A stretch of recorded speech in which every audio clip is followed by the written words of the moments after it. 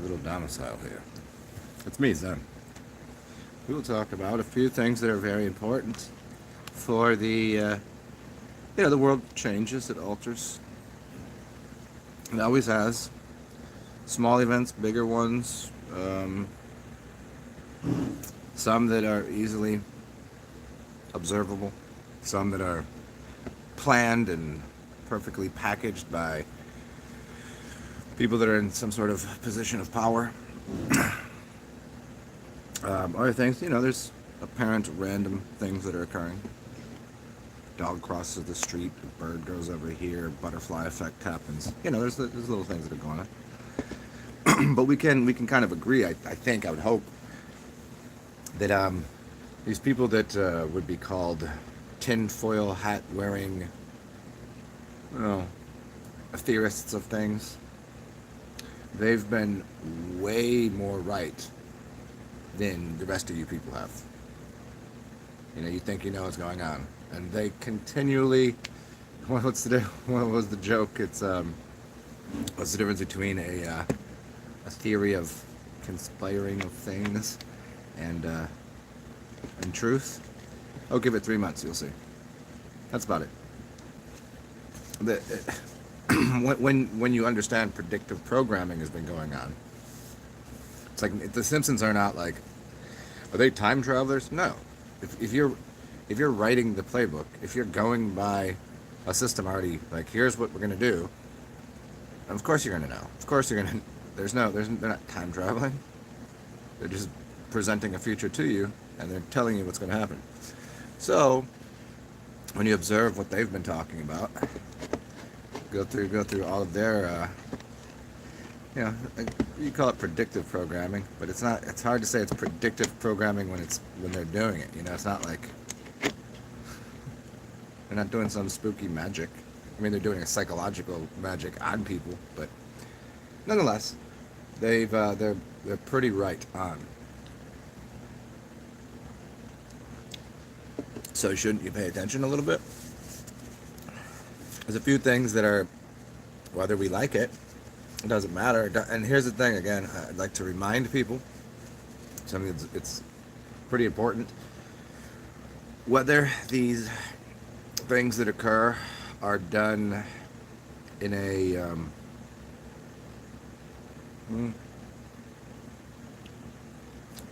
whether they're orchestrated and like if they look crazy and absurd and violent and like for instance, if they were to knock down a bridge, let's say,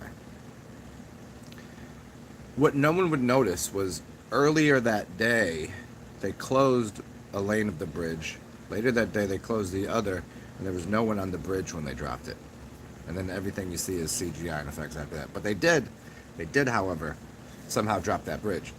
But they went through everything they needed to. This is why they practiced the whole thing before they do it, to make it as minimally invasive and harmful to humans.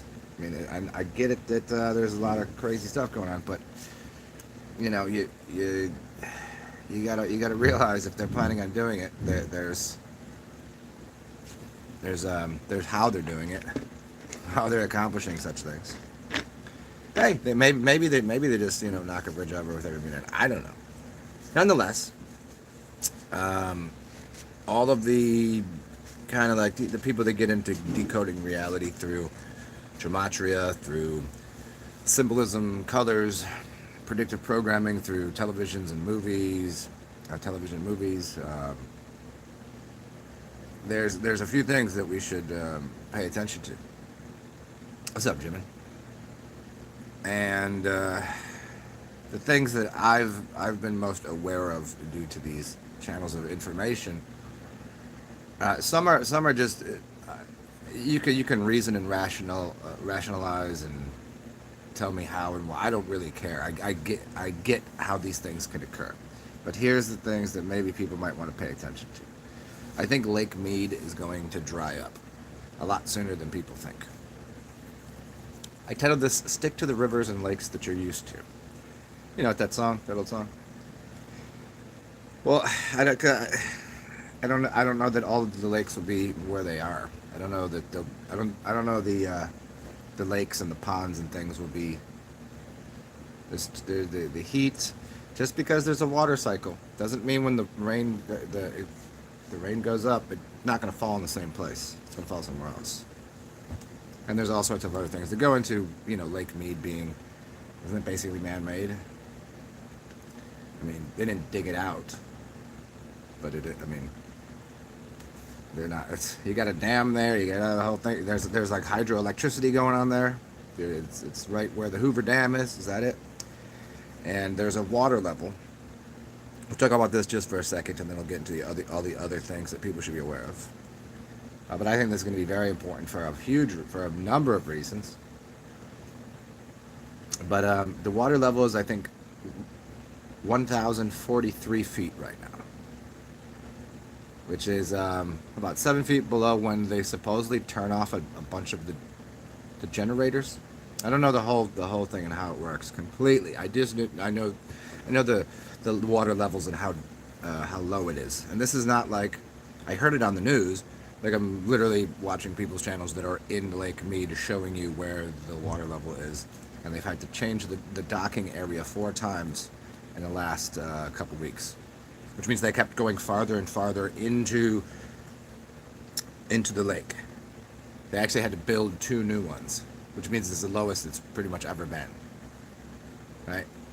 And this is way early in the season. It's not even hot yet. So it's basically about 43 feet, 93 feet below, or excuse me, above where there's a big problem. There's a big problem for water. For basically, it gives, I don't remember the number, maybe about 11 million people around that area downstream from where it is water. And obviously Vegas on its own is it's an oasis. Las Vegas shouldn't exist, basically. What it is, the way it operates and runs, like what it is it's a farce. And this is why do you think you see so many video games and movies where Vegas is empty? All the casinos are just sitting there. It's a wasteland. Because that's what it was to begin with, and they brought water in, and now there's not going to be water going there anymore. So when you start to look into the flux of people leaving the West Coast, because they'll need to go somewhere. They'll at least need to find water. Number one thing people need to find in life is water. And whether you can get it from underground aquifers or blah, blah, blah, whatever, there's going to be a mass exodus from all of the towns over that way and cities over there that they're not going to be, you can't use water at these hours. Now, then maybe it's an exodus in the sense that people realize, like, hey, this is not fertile soil. It's not where to live. And then there'll be the exodus from when they're just like, okay, the water level is so low in the Mead, it's reached what's called a dead pool, and it means that's done. There's no power, there's no water to the rest of the cities. Good luck. Toodles. See ya. Now that's about 100 and some feet away. And people don't get this. They said it's been about a foot a week. But that math doesn't add up because the shape of the pond it's not like a glass. It's not like a box. It's not the surface area and the cubic feet get exponentially less and less with every foot. It's like a wine glass. It's more like a martini glass. So if at the beginning it was losing a foot a week, as it gets towards the end, so to go down 1 inch would be hundreds of thousands of cubic gallons of water. Is it a cubic gallon? Whatever, cubic foot of water. However many gallons. For that many gallons, that would take up 2 feet as you get closer to the bottom. So the water level is going to be dropping way, way, way faster. Because it's not even July yet. So July and August are about to be hot, hot, hot. Up the heat. Now, what is the heat going to do? First of all, it's going to dry the lake out. Second of all, everybody that lives in all of those places that are needing the water, they're going to be using the water. And Water consumption is going to go up in the summer. Has to. It will. Heat index goes up, dries out the lake. That's what's going to happen. I don't see it lasting till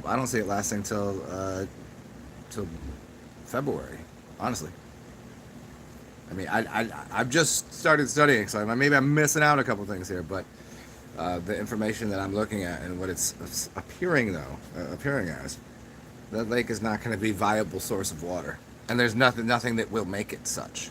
It's not going to like magically just like, well, it's refilled with water now. Not in the middle of summer. Mm-mm.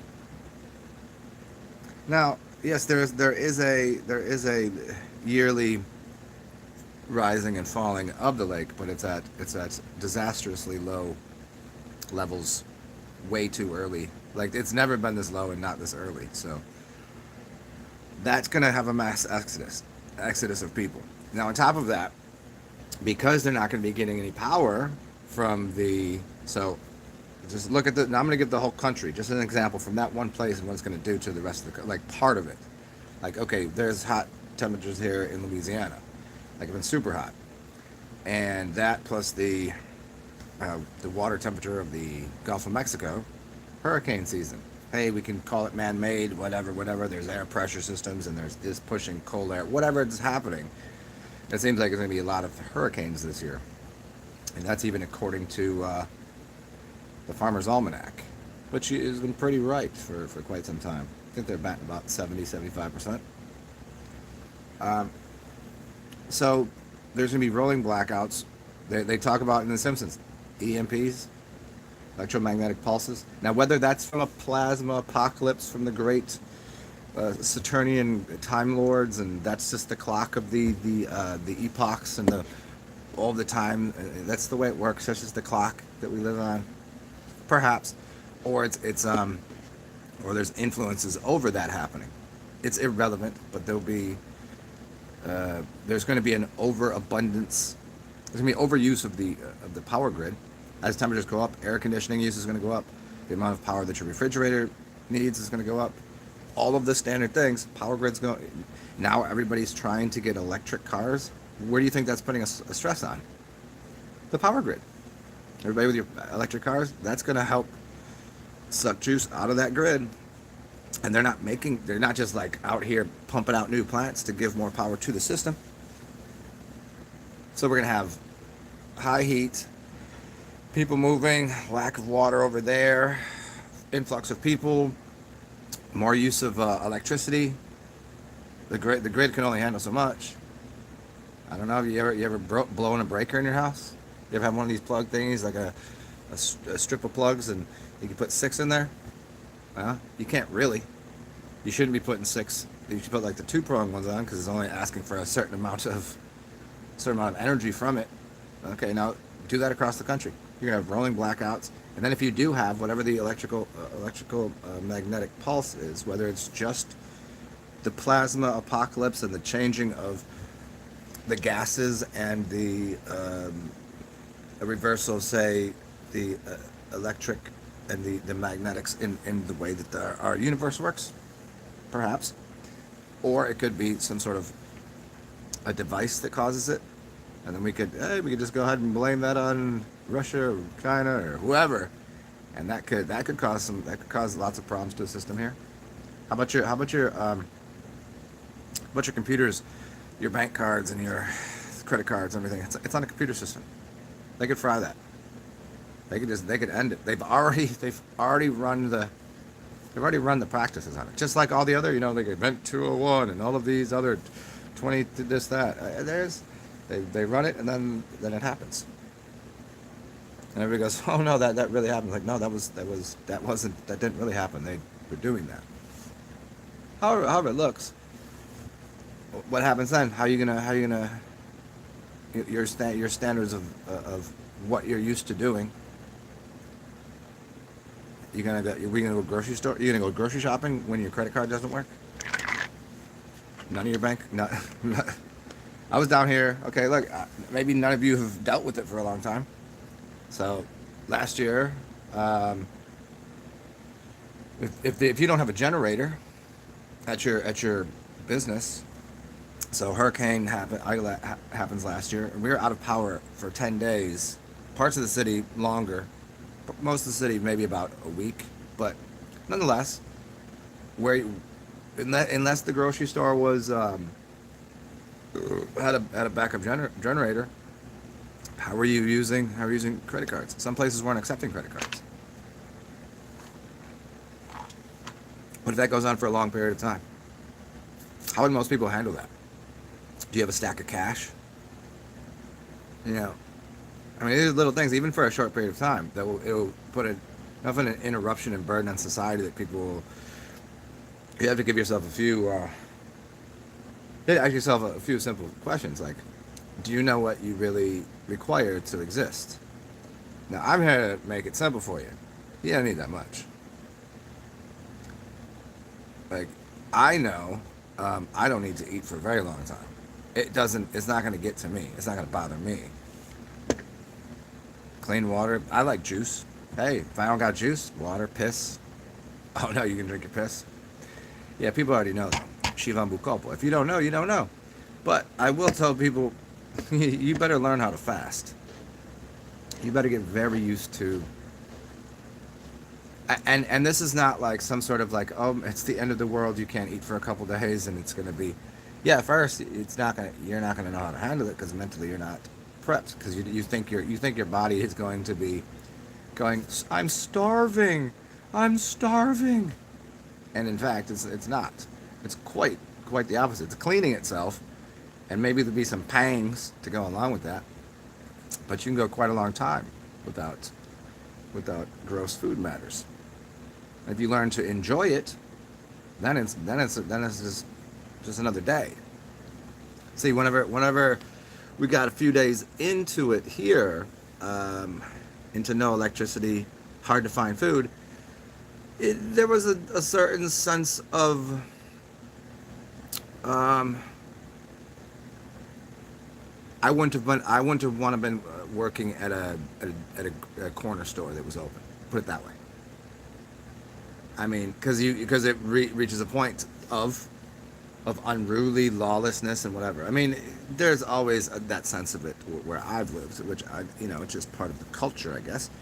Parts of the city, there's but during this time, it's what happens for cities that aren't used to that. When people are gonna be like, haven't eaten in a couple days, they're gonna start acting a fool. You see people always use that excuse. They're hangry. They're angry because they're hungry, and that usually it takes girls that are all fancy. It takes them about like 5 hours before I'm hungry, and then everything. They legitimately, yeah, they're probably being dramatic, but there are certain dopamine chemicals that are going on that if they don't get food in them, they're dealing with chemical dependencies because of food. This is real stuff. Chemical dependencies because of food. The food that you're eating, most of it has some sort of chemicals in it. And if you're not getting that, what are you going to do? You're going to deal with a bunch of different emotional distraught. You're going to be distraught emotionally. You have physical dependencies that you're going to be like, I need that. And then you just have your basic, well, I'm just so used to putting things in my mouth. And even if you're eating food and you think you're being healthy and you're getting your three meals of high alkaline raw vegetables a day, I mean, even that, you're still eating too much. You probably eat about 5 times. Most people that are on here that I talk to, I would say most people probably are somewhere in probably eating 2 to 3 times as much as they need. But most people in the Western Hemisphere, probably 10 times. And most people that even pay attention to my channel, probably 5 times as much as you need. The nonsense of caloric intake versus nutrition, because nobody knows what nutrition is. People want to argue about fats versus carbohydrates versus calories. You don't know what you're talking about. It's pretty simple. Because the basic tenets for what nutrition is, people have not a clue. So I say all of that to once again remind people you should probably try fasting. Try going without that meal. Start doing those things. Get used to it, because I'm speaking. I can only speak locally. I can barely even speak locally to the United States because I don't live everywhere. I live here, so I can see what's going on in one part of it, at the end of the Mississippi. I can see the supply chain that goes up and down the Mississippi. I can physically, with my eyeballs, see it. I can go to the warehouses, which is like miles and miles of all sorts of product. I can see what's going on there, so I have my boots on the ground in that sense. And then I have as a resource, the YouTubes, which then I say, okay, is anybody actually there looking at it? And are they doing some tricks with the camera? Well, when we're talking about the Lake Mead, it's no camera tricks. It's like there's multiple channels of people that go to the lake, and they're like, this is the lines to get in and out of there longer. It's shallower than it's ever been. So, like, these are only. It's obvious if all of the media has been suggesting some type of events, apocalyptic, whatever, changing of worldviews and things. I don't think that you can just go, well, I'm isolated from that. You can't. I think there's too much. I think there's too many people that think because they live in suburbia. No, not even suburbia. Excuse me, but like in a rural area, I think they're isolated or protected, or perhaps, yeah. But it's not. It's not going to work that way. Go watch any of the zombie movies. I'll make it simple. If everybody leaves the city because there's nothing to be had, and to everyone else it's just like, okay, they're going to leave the city because it's not worth it. There's not enough shops open. If we just do it like let's do it on a slow scale. Let's not do it on like, it's zombies, let's get the fuck out the city. I'm saying, is it worth it living there? Can I get water? What's the stores open? And is there business? Are there jobs to be had? That takes a little while. That's been happening everywhere. But if we speed that up, because the process will speed up, when people just start leaving cities in droves, where are they going to go? They're going to go to the country. They're going to go to where the farmland is. Where else would they go? So to think that somehow you have insulation by living in a small town or a rural area, you do not. It would be nice to think so. And this is why a lot of people are like, oh, you should go and start a farm and do this. I'm like, if I went out and started a farm right now with people, even if this was time, like if I did it last year, I could have last year. What am I doing? I'm starting a farm so that way when the whole shit hits the fan, everybody just comes and I'm feeding the whole fuck. I'm feeding everybody, and that's like, hey, come here, zombies, I got the food. Like it doesn't make a lot of sense. That's why I'm like, what am I gonna do? What do you think you're gonna do? Like if it is a worldwide plasma apocalyptic event, which I'm hoping for, yes I am, because I'm an electromagnetic being. I'm either gonna blow up or turn into a statue, or I'll live until the next epoch, and I'll be a king of this city. You know what I mean? Like that would be it. And I say king of the city in a joking fashion, but like, where else would I rather be? I'm close enough to everything I need, waters and fruit trees, and I got land everywhere, and like close enough to, indoor environments, and it's everything. It's comfy. Going to the, going to the country to eat you a lot of peaches. Hey, if you live there and you live in the country, good for you. Maybe I'll come see you, and I'll bring my crew, and you're feeding us. What do you think? You think one shotgun's gonna stop off all the zombies? You think you're those people? Yeah, so I guess all of this is to say, maybe pay attention to the movies. Everybody's like, don't watch the TV, don't watch the movies. Okay, then you're uninformed.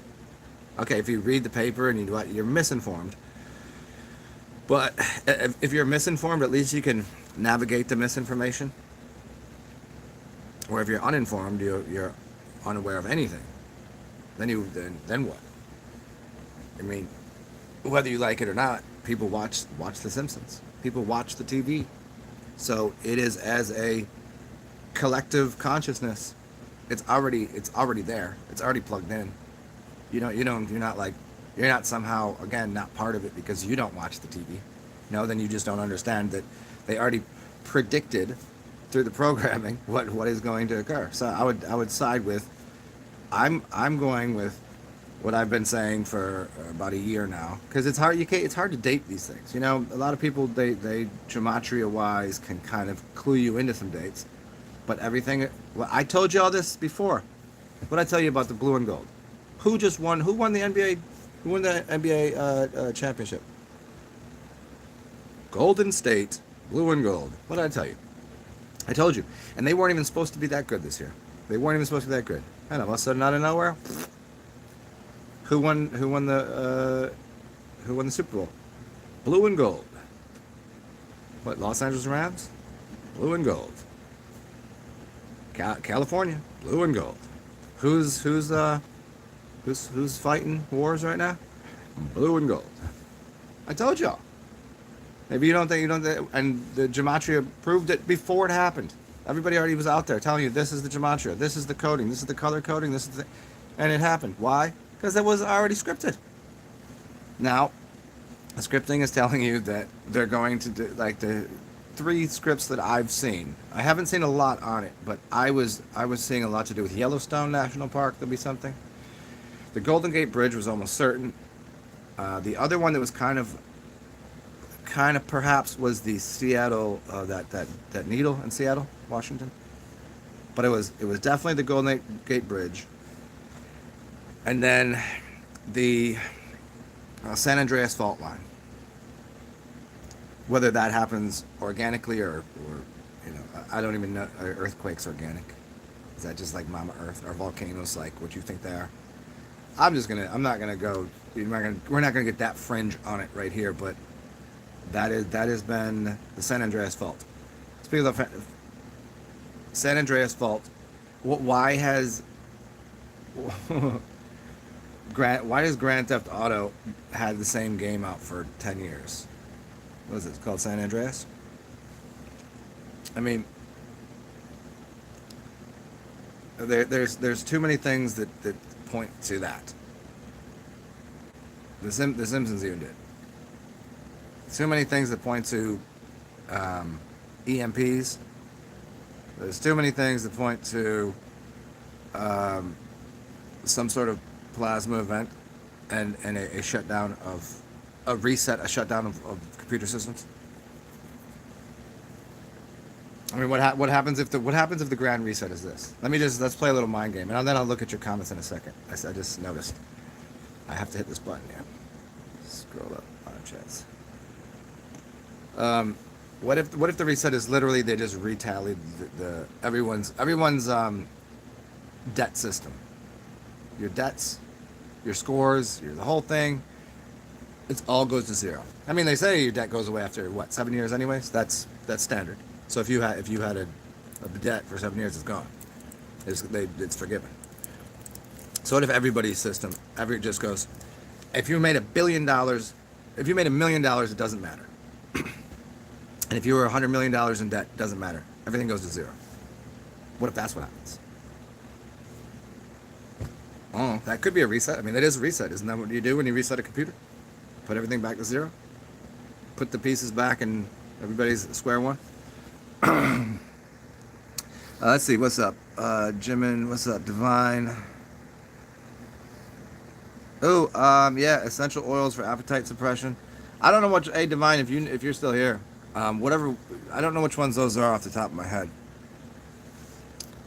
I mean, there's some specifically for appetite suppression, but then some are really good if you want to eat something, smell that oil, and instead of having a suppression of it, you can actually, go through the process of eating it in your mind. That worked when I fasted for a long time.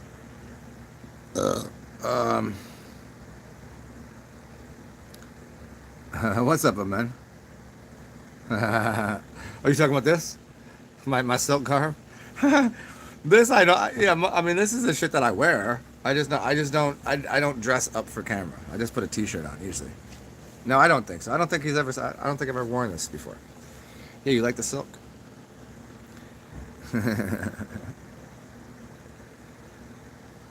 um, Jimmy, you dreamt of everything going to zero.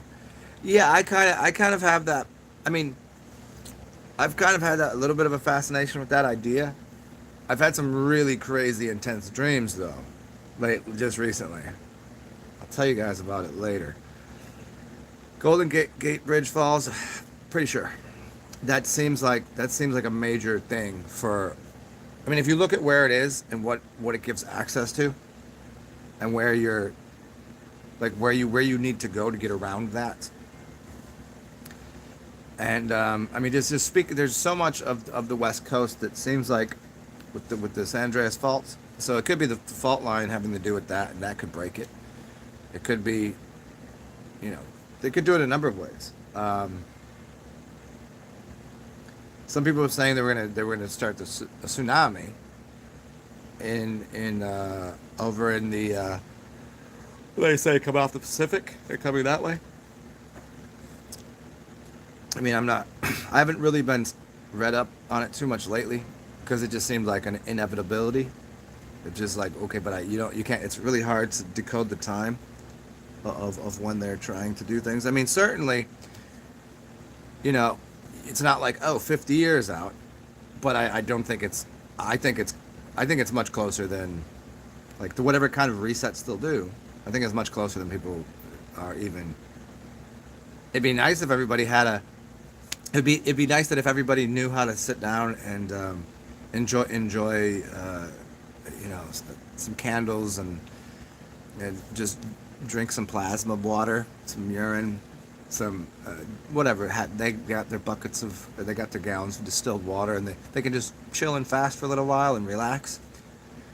But that ain't gonna happen. People are still gonna be wilding out. There's no way to reset the system without people, you know. Okay, look at. Let me tell you something else is gonna happen.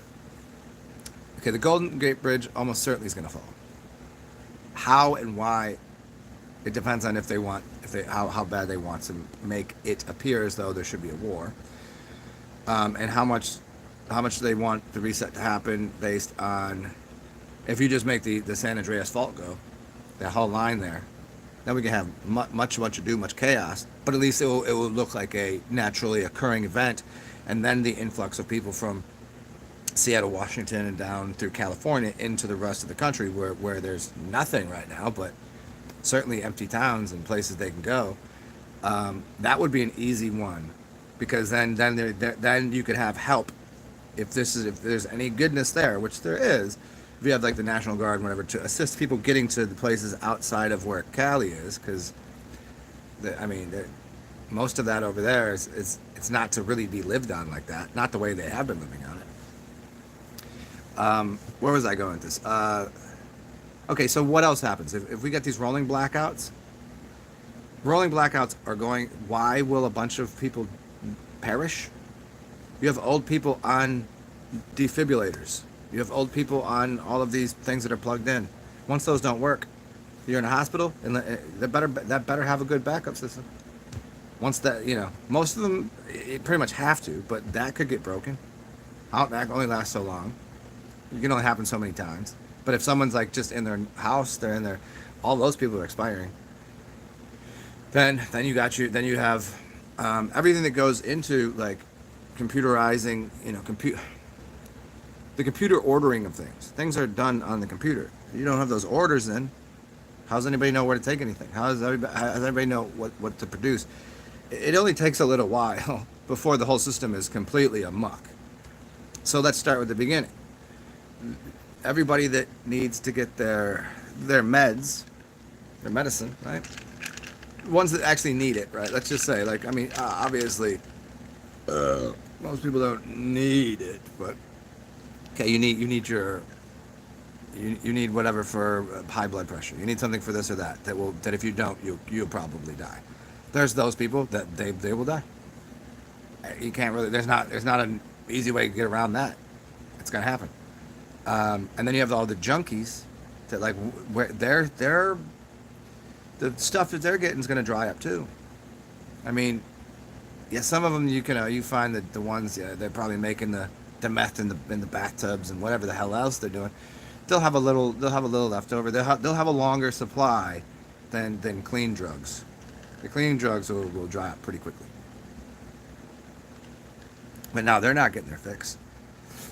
So that's going to cause a lot of, like, drug addicts, give them their drugs, most of them. Most of them, drug addicts, just give them their drugs. They'll be fine.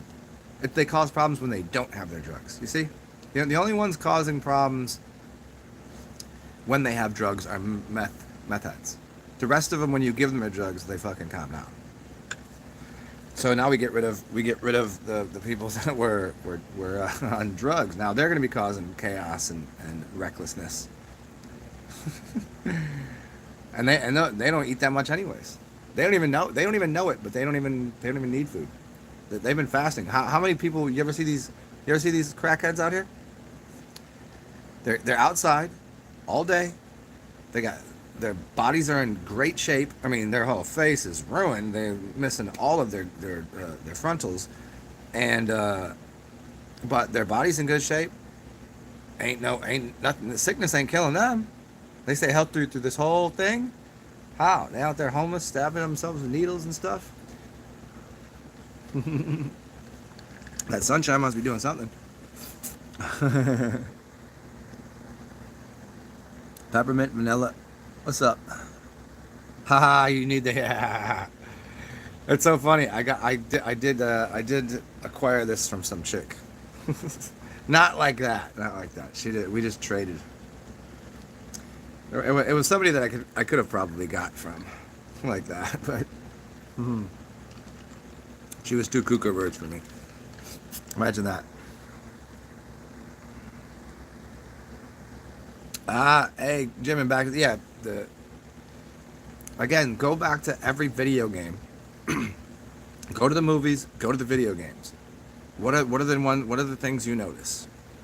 You're gonna notice Las Vegas being a center point for all sorts of nothingness. Back to desert land. You'll notice you'll notice the symbology surrounding the Golden Gate Bridge to be huge, in lots of movies. So that I don't see lasting too long. Some of the movies it's natural. A lot of it's natural disaster that supposedly gets rid of the Golden Gate Bridge. But once you do, that's not getting rebuilt anytime soon. How are people that turns the entire ecosystem, the entire system of what's happening there? People that drive over that bridge every day, where do they go to get out now? And do you break does the other bridge get broken too? Down the ways? What's the other one called? If you get rid of those two, those people they're caught out there. Changes a lot of things. You can't just up and build a new bridge. Then the pathway is like what, up to, you'd have to go crazy north to get out of that. You'd have to go up into what, Washington, almost to Canada, to dip around. So if you lived on the other side, now you don't live over there anymore. You're not traveling to work 4 hours a day.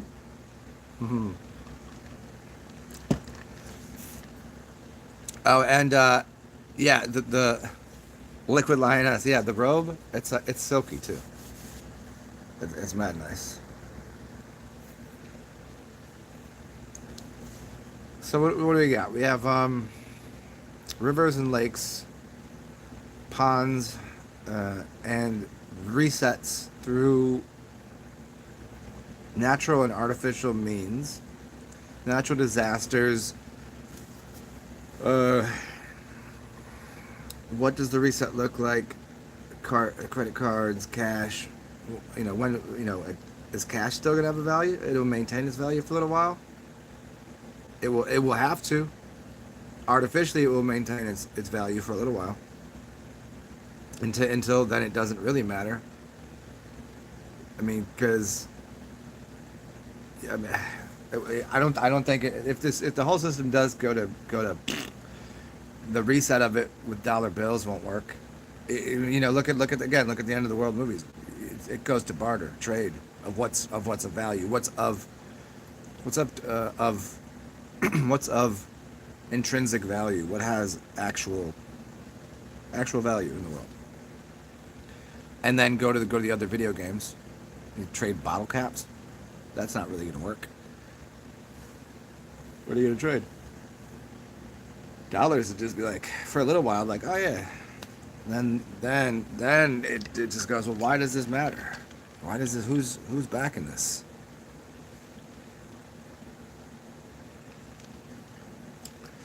It'd be artificial currency for a while. I mean, it already is fiat, blah blah. Everybody gets that concept, but it's been there. It's still working. So what order would you see these things happen in? I hear. Um, it seems like they're doing a couple things just after I think the 5th of July. Oh, the 5th of July, they're doing something with CERN, right? And they're doing some sort of thing with cyber attacks and okay, so if they're doing that in July, then probably sometime in the end of July and August. I mean, are they going to do it right in the height of summer to really screw with shit? Could be. I mean, I see most of the crazy stuff happening uh, before Christmas, really. Like it just seems like it. I mean, they're either going to, you know, hit the switch on the system and reset it, or they're not. But apparently they're going to. So like what they they have no good reason to wait or not wait. I mean, maybe it's the timing is based on okay, they got to get a couple more things in order to make sure their yachts are if the tsunami's coming. I mean, do we have enough? Is enough fuel in the planes? And who knows? But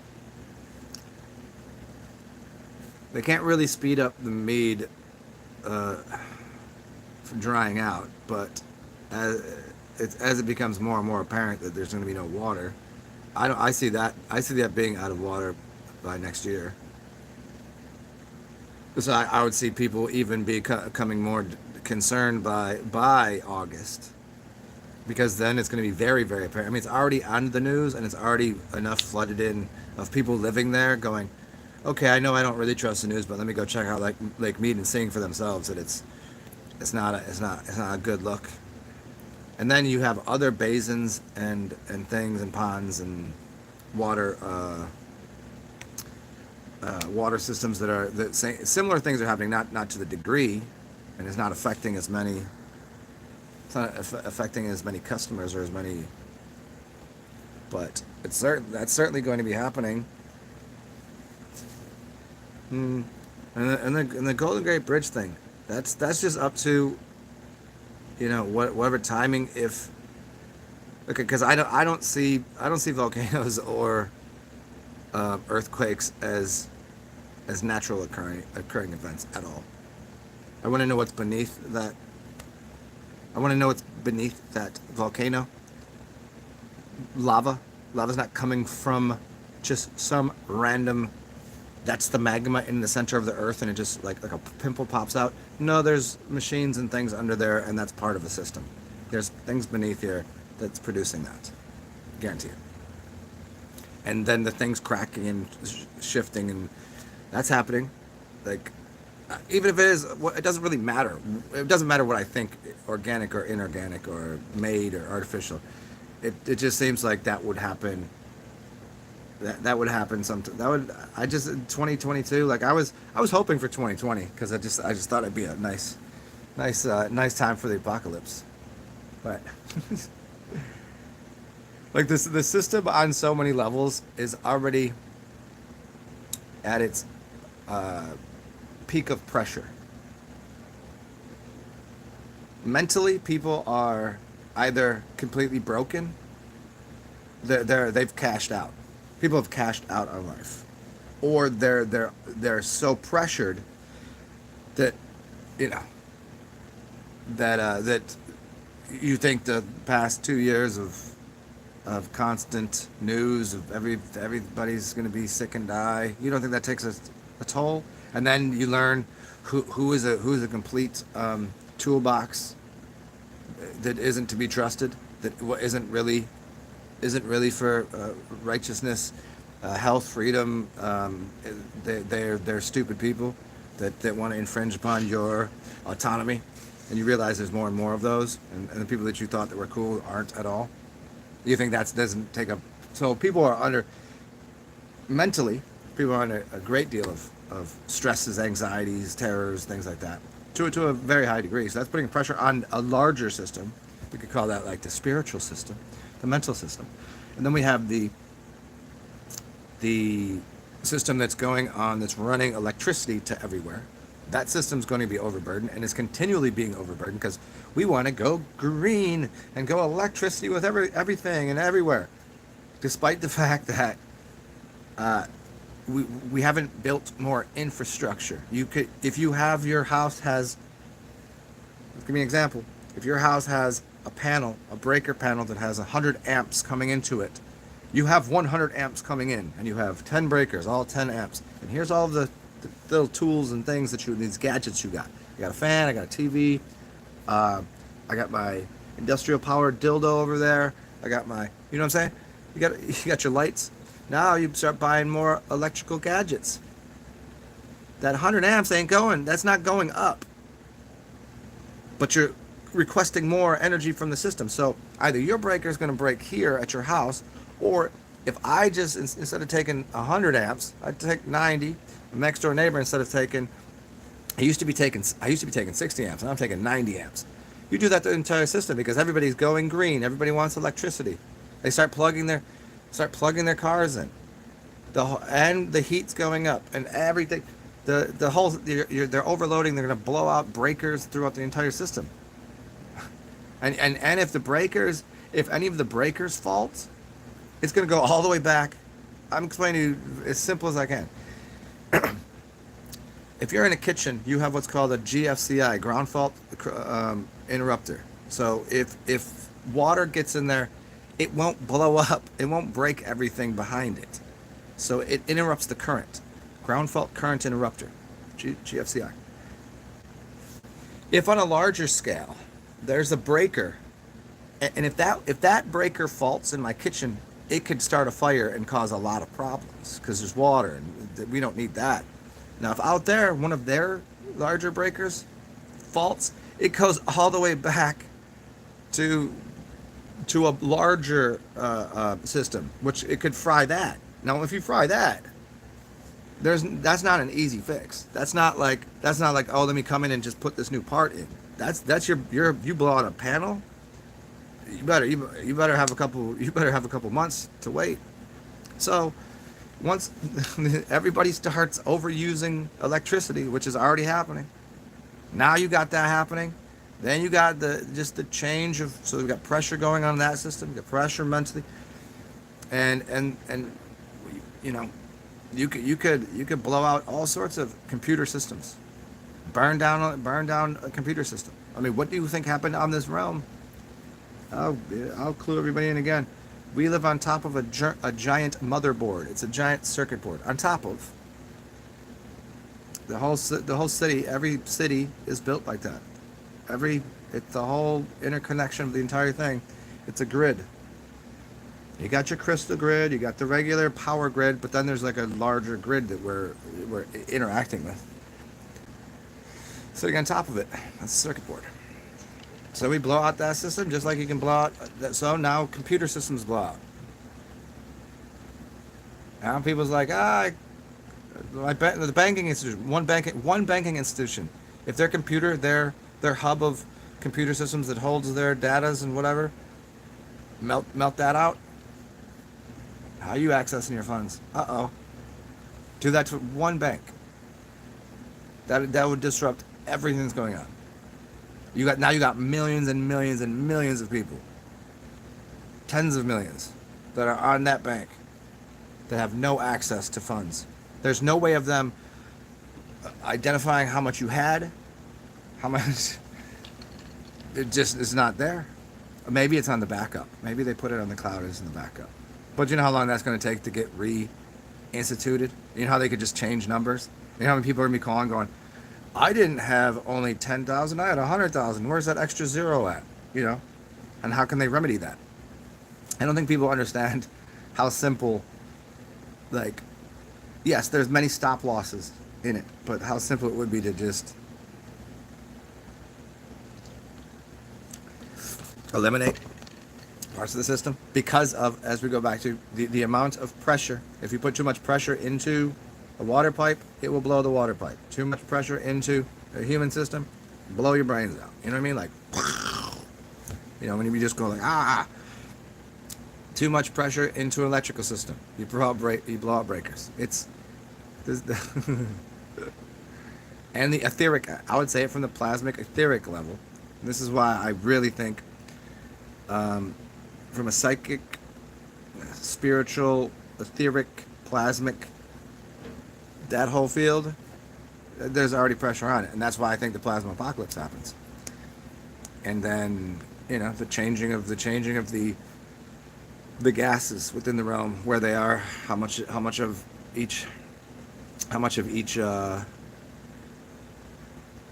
like there's a few interesting gases that we should take in consideration, and what's going on in this realm. And I think it's helium, nitrous oxide, and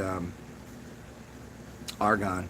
I think those three things are going to be a major thing when we stir up and flip out.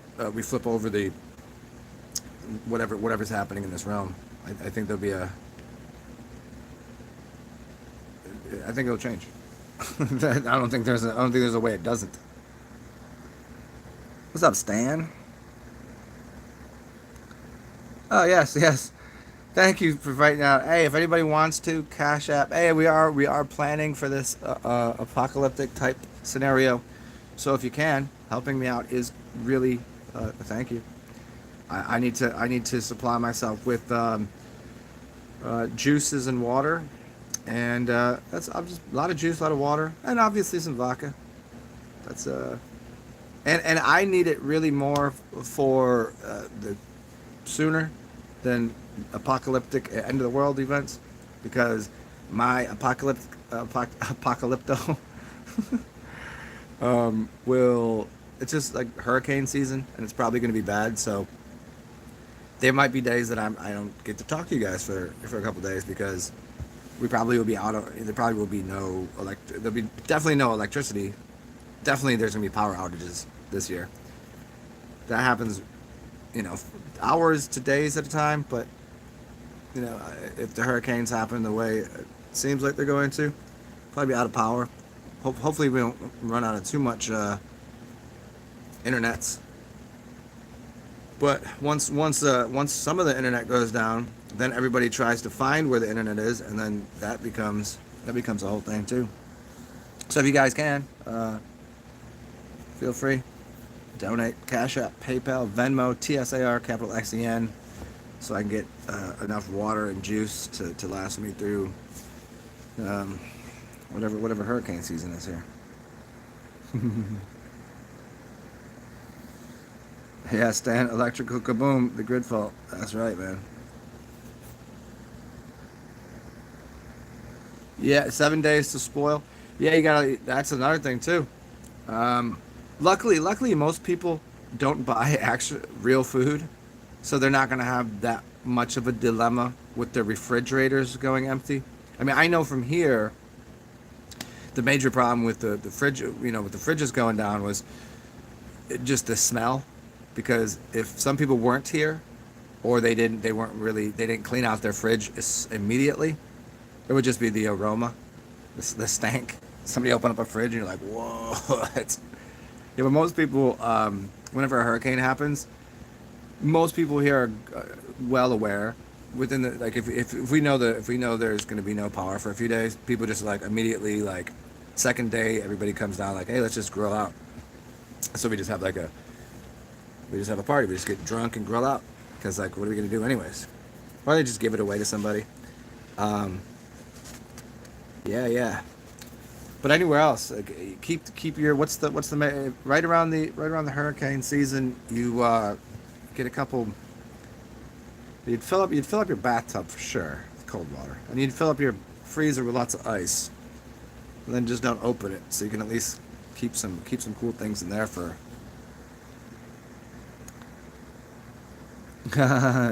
Hydrogen gas generator lived through the apocalypse.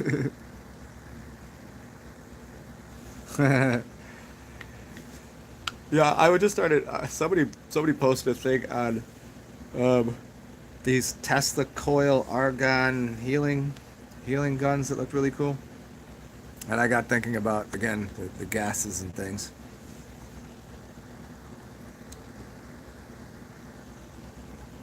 Yeah, I mean, I don't know if enough people give credence to how much our world requires electricity to every aspect of your life, every single aspect of it, even your gas that you put in your car requires electricity. Well, how is that? Well, we'll walk through it. Okay, let's just pretend that they'll accept cash. You better have your cash.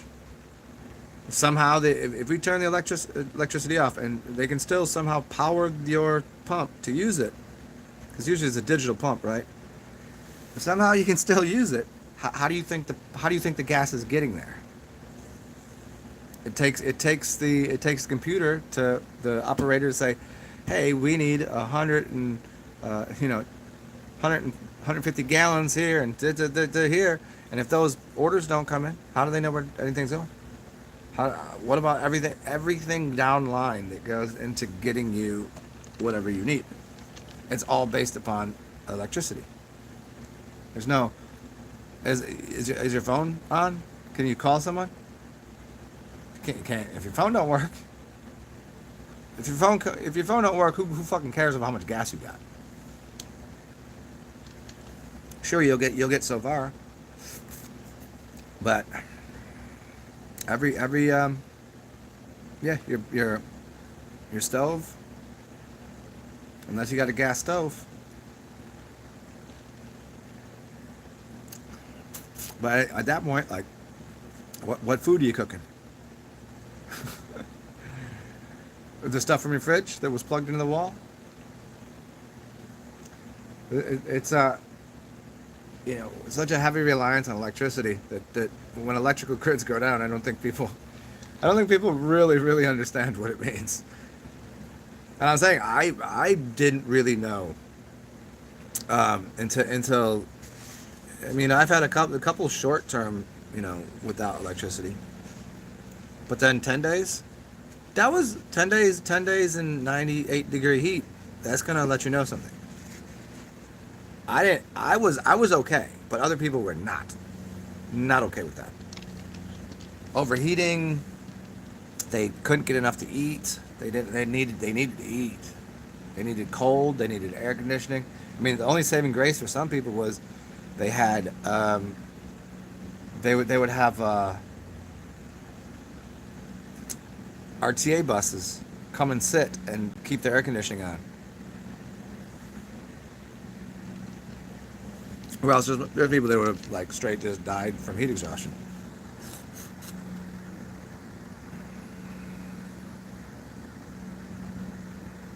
Haha, there you go, Stan. Yeah, Divine, if the problem can be solved, there's no use worrying. If it can be solved, worrying will do nothing. If it can't be solved, yep.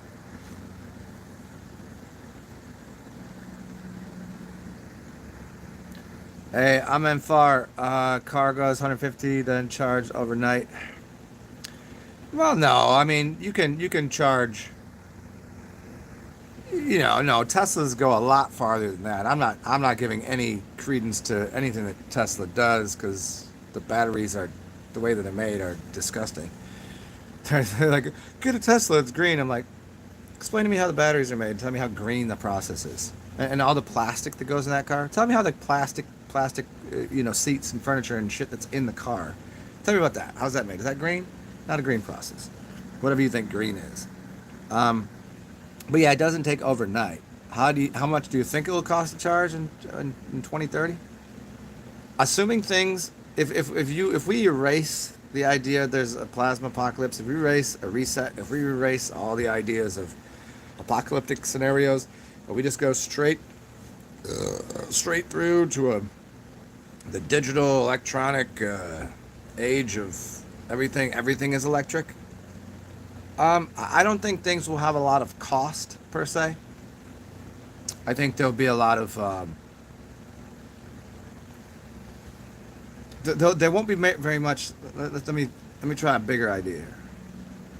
There won't be a lot of direct cost for anyone to do anything for many reasons. There'll be indirect costs of your time, energy, somewhat a slave to the system, right? Not that people aren't tied to and enslaved to so many degrees, how much of the system do you rely on, et cetera, et cetera.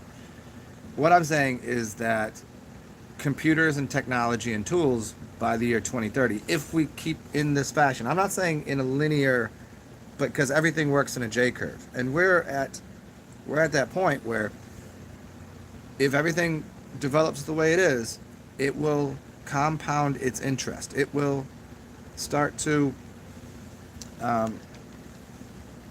as robots get to build other robots, there's less of you that need to work, and it happens faster. It's like time wave zero. It'll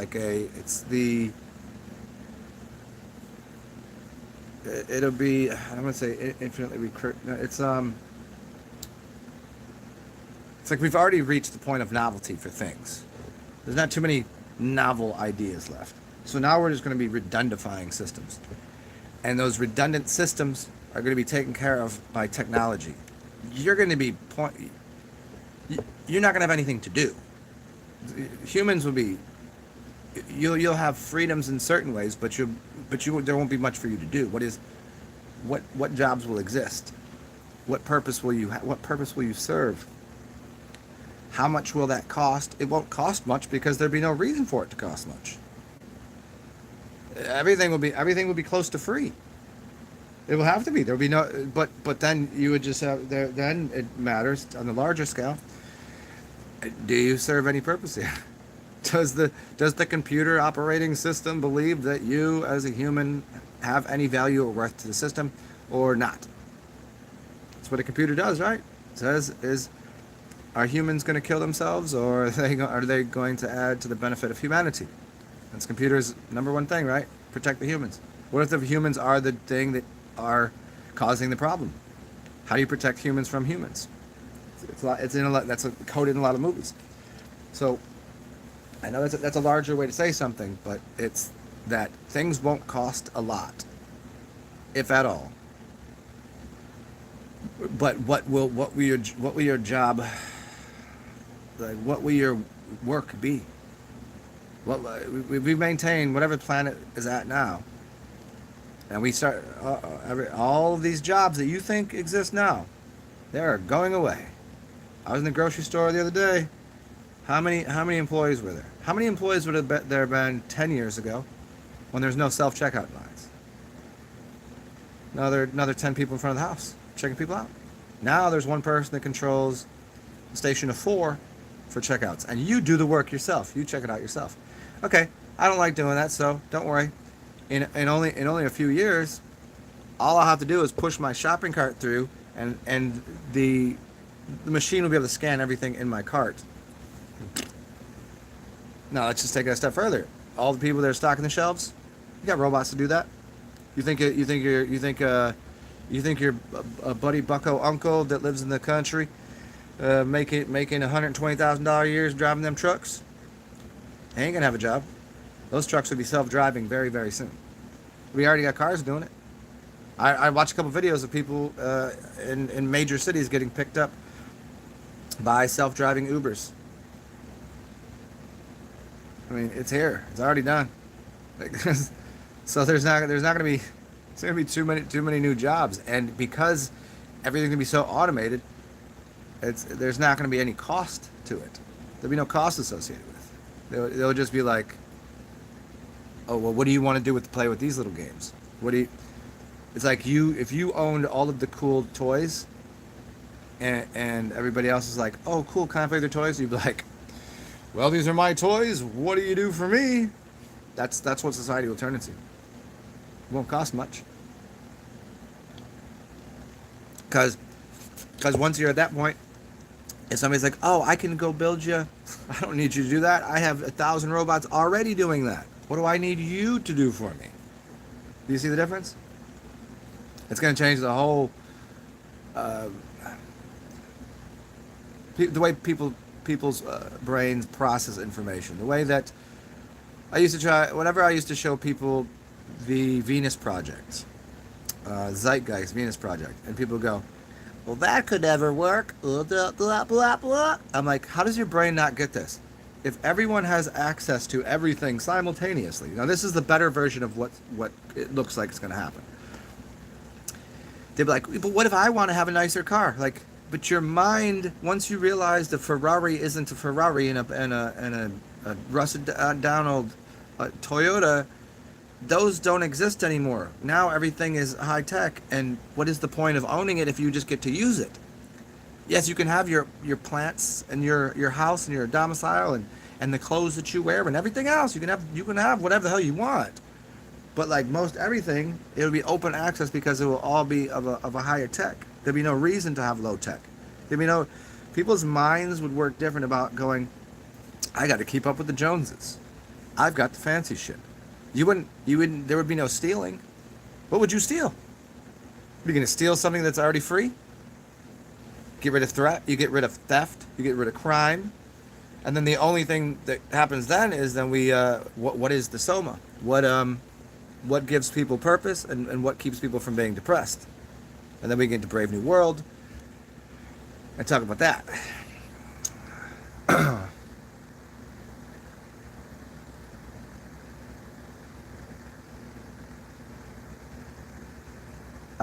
Santos is from using a hydrogen gas machine. I don't know anything about it. He wasn't doing well, and then he started using hydrogen. I don't know anything about that. I've not paid attention to Santos' stuff in quite a while. So he got smart and stopped being a vegan and stopped deteriorating. Is that what happened? Yeah, I don't know anything to do with it whatsoever. Electric cars will fuck with your electrical physical body. Yeah, for sure. I mean, think about I mean, they've a bunch of people are out talking about those iPhone headphone joints. You just jamming them in your ear, and the Bluetooth frequency and signals. I mean, basically now you have an electrical system running through your skull that is more than just binaural beats. If I give you headphones that are plugged into something, the radiation is just the sound. But if I take those things out, now it's connected to Bluetooth, those things are now connected electrically through my brain, which probably isn't so good. Probably not good at all. Could they be turned into healing devices? Yes. Any magnetic electrical system can be helpful or harmful to the reality. But it just so happens they're not, because they're running on the frequency they're running on is not good. Hopefully. Oh yeah. Divine, I hear you on that. Why are we paying? Yeah. Paying to live, paying for water, yeah, that's a very fucking hilarious question. Do you remember that dude a couple years ago? He said that water should not be a private, or should not be a public, it should not be in the public domain, basically. That people should not have control of water, like that. I think it was the Nestle guy. He basically said it, like, people shouldn't have the right to water. I was like, and this dude is just standing around walking. That's okay. He can say that and then somehow implement that to some degree.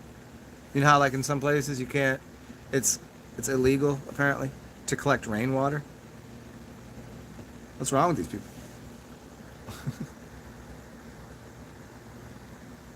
Yes, Dan. I'll say this, just so you can hear me say it in the right way. I agree with you. You'll own nothing and be happy for it. I agree with that.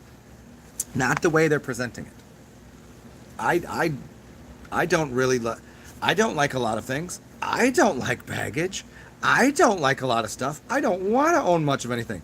What do I like? I like my domicile. I like my space. I like to roam the world with I like a backpack to travel. I like to do all that. I like the freedom of movement. That's what I like. And I think the only reason most people have it through their head that they need something, they need to own something, they have to put their hands on it and go, this is mine. It's like a safety blanket. It's living in a world of instead of living in a world of abundance where of course I don't need to own anything because I can just have it and use it as I need. That's the truth.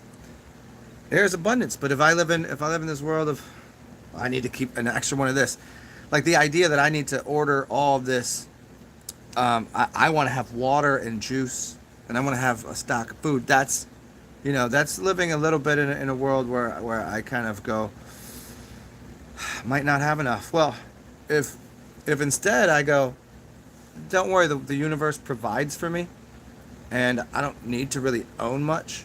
Like I like my little trinkets. I want my little guy here because he came from a friend of mine. Of course, this is mine. You can't have this. I like these little things. But as a totality, most people, the only people that live in this, the bigger someone's house, the more stuff they have, like that. They live in a very fear-based mindset, and I think in the best way, old Schwaby boy, isn't wrong. Except I think they're using it to tell you it in a way where they'll own everything, and they'll just yeah, you could have the scraps that fall off the table. Yeah, you could fly, but you gotta stand in that line and get on the fucking and sit in this tiny little thing. And as they're sitting there, one person jet with all of the champagne catching dome from all dime pieces. That's I think the separation they're looking for. I don't find that. I find that ridiculous.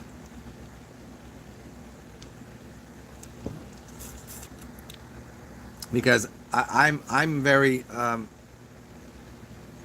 I can't stand having the conversation with people that are very socialist, communist viewpointed, that can't understand the work that capitalism has done. But I really can't stand people that are into capitalism that cannot for 1 second see the downward spiral and the faults of capitalism and super hyperinflation and the they'll defend it until they're the people holding up the system for everybody else, and they're defending the things. Basically, they're defending a religion, and I'm like, how can't you just at least accept the positive points of contribute as a culture of contributing. It looks sort of like a communal system or a social system, but then nobody accepts that we live in you live in a capitalist society, yet we have social institutions from top to bottom. Go look up all the social institutions within the United States. There's tons. So to say that this is not run quite a bit based upon socialist ideologies is foolish. Fundamentally, there's so many things within capitalist systems that are communistic. There's nothing wrong with any of the systems, but they're. Let's put it this way: all of the systems have very many faults. What are the good parts of each one? Why can't we agree with that? Why can't we just take the good parts out of those systems? You can, but it's like no, it's all or nothing. It's fucking. I worked hard for all this. I have all the toys. You have nothing. You didn't work hard, you dummy. Like that's ignorant. Like they grew up where they couldn't get an education. They grew up in poverty. They grew up in, and you think they're just gonna all of a sudden they can't get a loan from their uncle that's worth $20 billion that they're gonna start a business for you, and you think you're working so goddamn hard because you got to hire a bunch of people. You went to an Ivy League school. You got put in that position through nepotism. Fuck off. You don't understand. You can't even see what you're saying, how stupid it is. Capitalists are fucking, dick shits, honestly, because they're so self-righteous. They are narcissistic, self-righteous, psychopathic, sick fucks.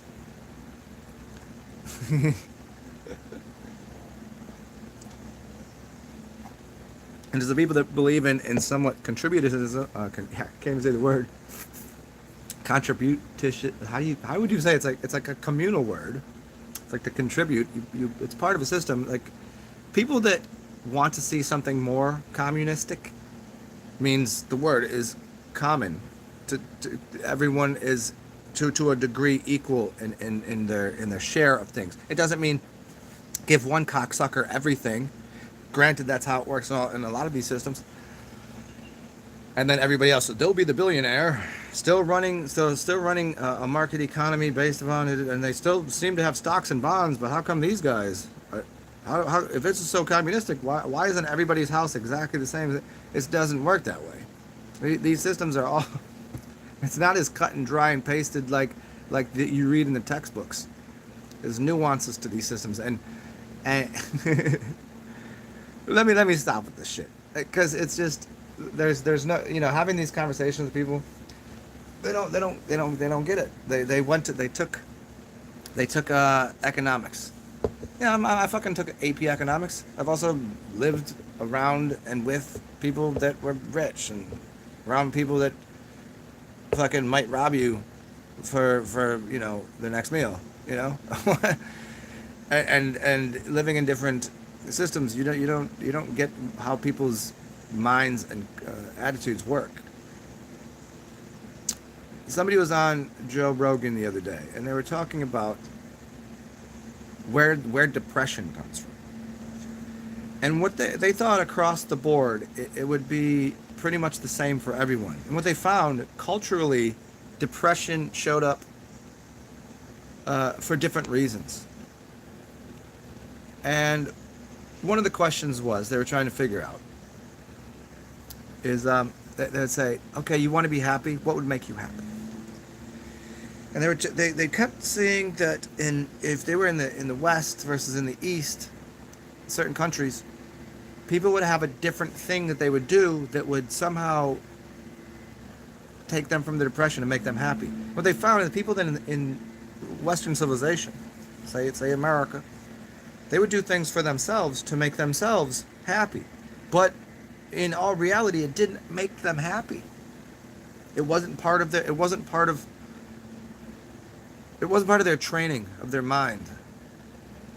They figured, to be happy, I need to lift myself up by my bootstraps, and I need to get the things that are really going to empower me and do this and that, and it wasn't making them any less depressed. But somehow, in these tribal cultures and these Asian cultures, whenever somebody would say, okay, well then what would make you happy? They would go and help someone else. And then somehow they were less and less depressed. And at first they couldn't figure out when they'd say go make yourself happy, they couldn't figure out, well, what they're doing different. And it came to realize, because there wasn't quite an understanding of a teaching, but it was just so enveloped into the cultural identity of people in certain regions that their happiness was gained through a communal way of helping others to help yourself. It was a way of making the whole larger by paying it forward, and it then envelops more people. Where if you help yourself or just one person, it becomes a very small reciprocation circle, and it doesn't really expand anything. And so these people, just due to the way that what was steeped into their cultural identity, they were helping other people that got them out of the depression. Where people in Western, more developed, you can look this one up too, they would also have a lower happiness quotient. There's a way of finding out an index or a quotient of how rich you are. Well, what about these? Here, let's get a couple markers out here and figure out what makes someone happy.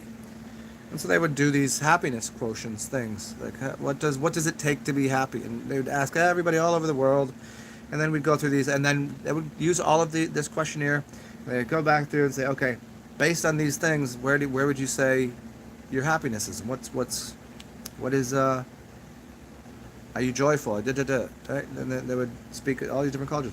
And what they kept finding is that the poorer the culture, almost across the board, the happier they were. The more communal they were, the more they were in contact with their neighbors, with their community, with other people, the happier they were. Even if they were in what you consider poverty, not having enough. Even if they looked like they were struggling, they were working, they were doing something. Even if all that was occurring, they seemed to be more joyous and happy, and despite all that. Now, what I'd say is, what if you joined the two together? You uplift these people off of poverty, and you take these people from capitalistic, their thrones of stupidity, and you put them in a communal situation. Maybe instead of being the assholes that are standing on top of people, thinking they're not happy, they're just drunk on power, and put them in a communal level with people, and put people in a system of bringing them up out of poverty while still having a communal system. Imagine how good the world would be then. Now, is that some utopian fucking ideology? No, that's just a fucking simple process that could be easily accomplished if the people that had the most weren't such fucking raging cunts that just didn't want to keep to themselves everything, with their greedy little hands, just hold on to everything and not share a goddamn fucking thing. To even go so far as to say that they owned the water. Hey, but what do I know? I'm just ranting and raving like a lunatic over there.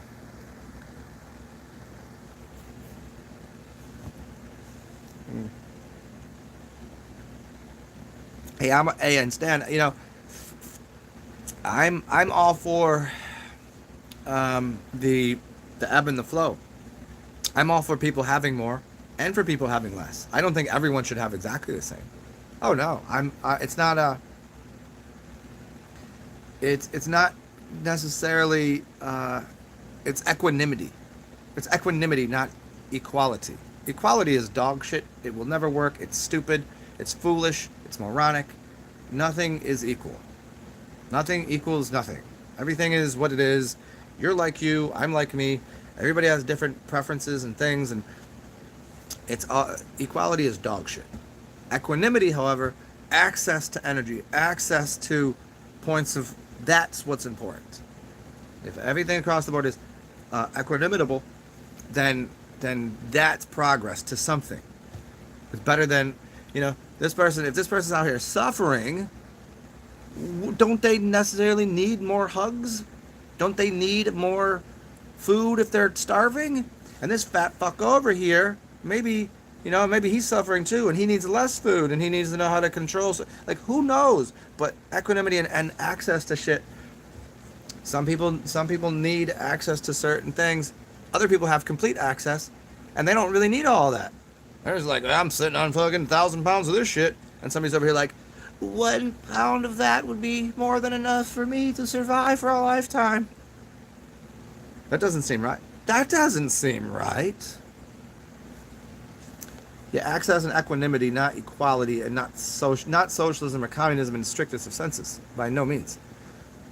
It doesn't mean everyone's gonna have the same size looking house. What do you want your house to look like? Fucking design it how you want it. I don't know.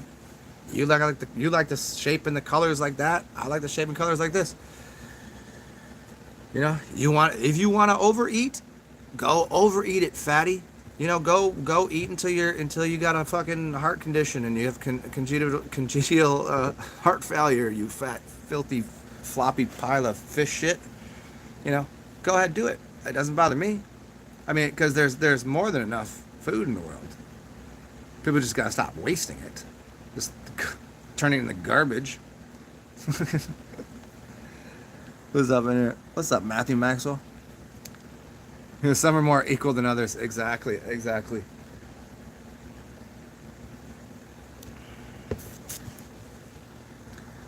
I think that's one thing that depending on how this system resetting pops off, and how, as with the beginning of the video, we're kind of chatting about all of that, how that plays out with the cost of food on the rise, and the planned, system interruptions, and the food chain and the shortages that are already planned. You have to accept it. That's already going to happen. And the gas prices going through the roof, and all of this, and inflation, and all of this happening. Will people still try to maintain their standard of how much they need to shove into their face? And they're going to still maintain that, like, well, if people that eat, like, let's say there's people that probably eat four or five times a day.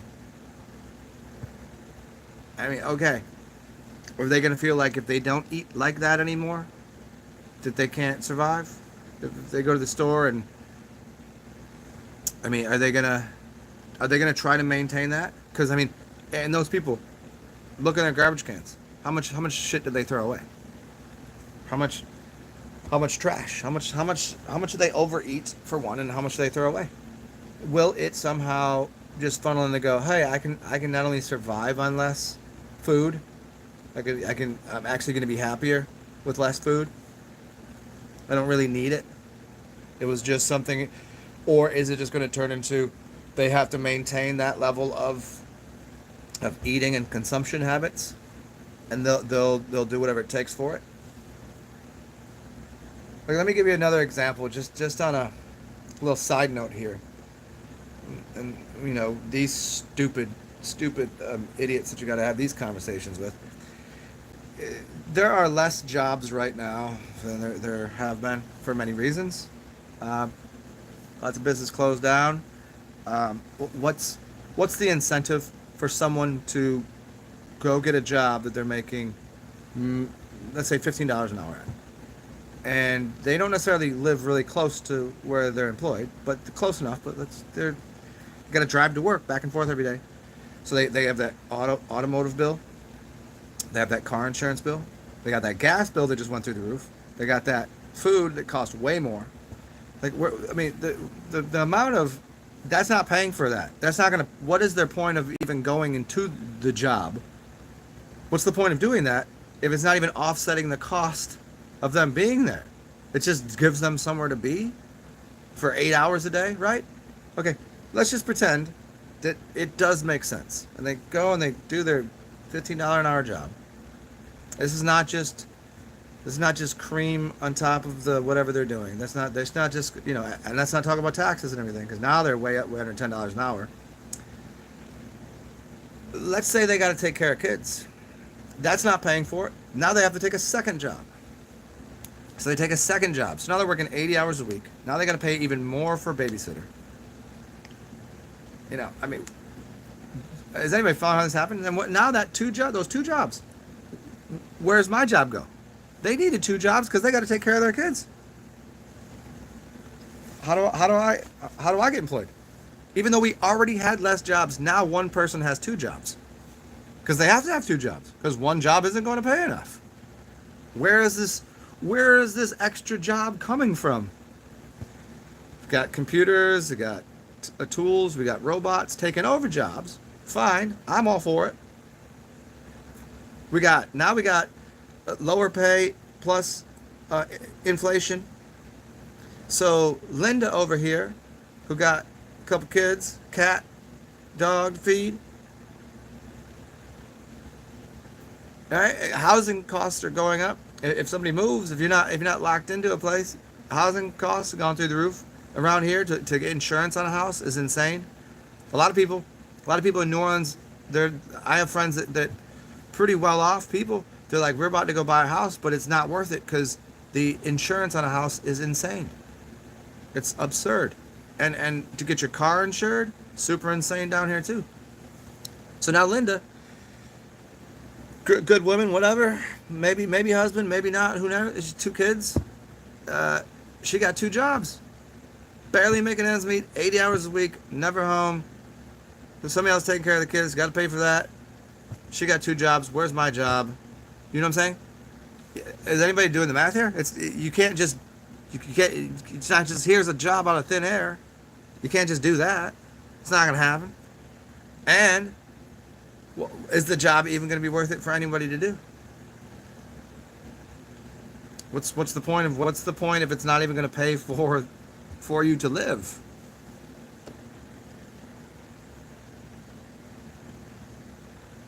I mean, at what point? Because this is a very logical question. At what point is inflation and cost of goods? It's pretty simple. At what point are the cost of goods and housing? If goods and housing cost this much, and you make this much, at what point is it actual slavery? Like we can say jobs to a degree are somewhat of a slave system. Sure, monetary system is a slave system, but there's not there are not a lot of better ways to figure that one out right now. I mean, we could talk through it, but at $5 an hour, and you got to pay 60% taxes, you're making $2.50 an hour. Is that at that point would you consider that slavery? I mean, you need to take the job because you got to pay for you got to at least pay for your house, right? How are you gonna get that food? At what point to actually have a home and have a job? What point is the cost? We're past that point for most people. I know lots of people that they're unemployable just due to they can't afford, like, even if I go and work tomorrow and I made, if I worked at a restaurant tomorrow making $20 an hour, I've got to pay my taxes, this and that. I can't even afford to rent an apartment.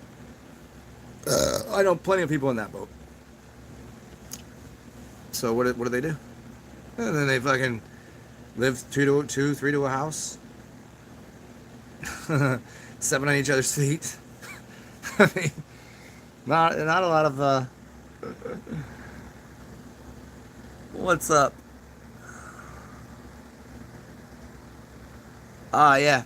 Well, obviously they are, but hey, I'm not bringing that to divine kittens.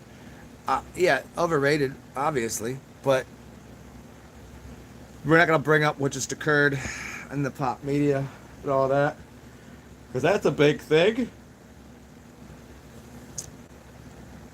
Some people want them. Some people they weren't brave enough to just go ahead and jam a coat hanger up there. I don't know why you'd want them. There's too many of them already.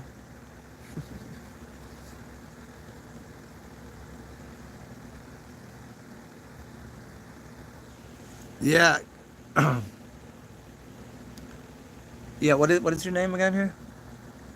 Katka? Kalka? Kelka. What's up, Ninja? Yeah, I wonder, I mean, people that I do know, like a lot of people that I knew from here have moved. They didn't have an option, especially during the C word. A lot of people had to move. There was no jobs. There was everything that New Orleans is based upon, service industry. If you looked it up, I don't remember what it was, but the amount of small businesses, especially restaurants, that closed in the city, it was insane. It was the numbers, the amount of hundreds of millions of dollars worth of business that used to come into the city. I think it was something. I think it was something like $200 million a month that this city was losing in what was going on. Like, everything about New Orleans is people come here and it's a fucking fun time. Come enjoy. There's drinks, there's food, there's music. Now no music. Bars are closed. Restaurants are closing. Nothing to do. So, hundreds of thousands of dollars. So there was a mass exodus out of here of people that made music, that worked in bars and restaurants that couldn't, and at the time other people couldn't either. So now, as that's ending, and now people are repopulating New Orleans, and there's, restaurants are open again, bars are open again, everything is kind of in the swing of things, and now, and this is for every other city too, there's this inflation occurring. I can't. If you just do the math, the cost of gas. If you were to live your life the same way you did before the inflation of everything, how many hundreds of dollars is that a week? And it literally at least $100 a week per person. Then add into that if you are moving. I can't think of many places that are not having a increase in cost of buying or renting. They'll just keep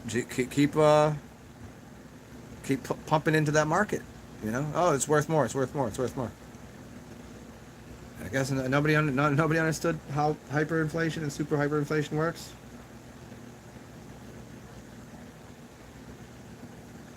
So I don't really know how people are doing it. Are they living on credit card?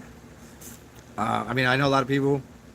They had to consolidate, like moving in with friends. I knew that. I know. I've seen more people. I've seen more homeless people. I know people that are semi-homeless. I know more people. I see more people just dicking around in the streets. I know people that like moved in with their grandmas, their moms, like shit like that.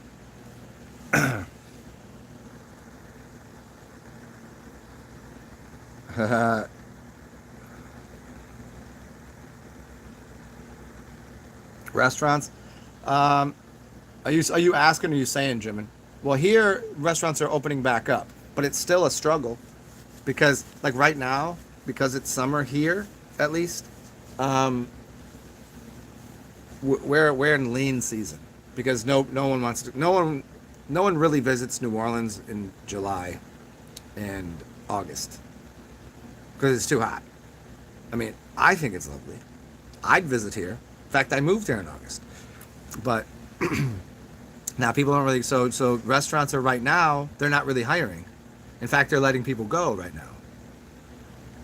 So unless people, when you work in the service industry, during the holidays and when it's abundance of people, you gotta be smart and have your savings account, because in the summer you're not gonna have the influx of customers.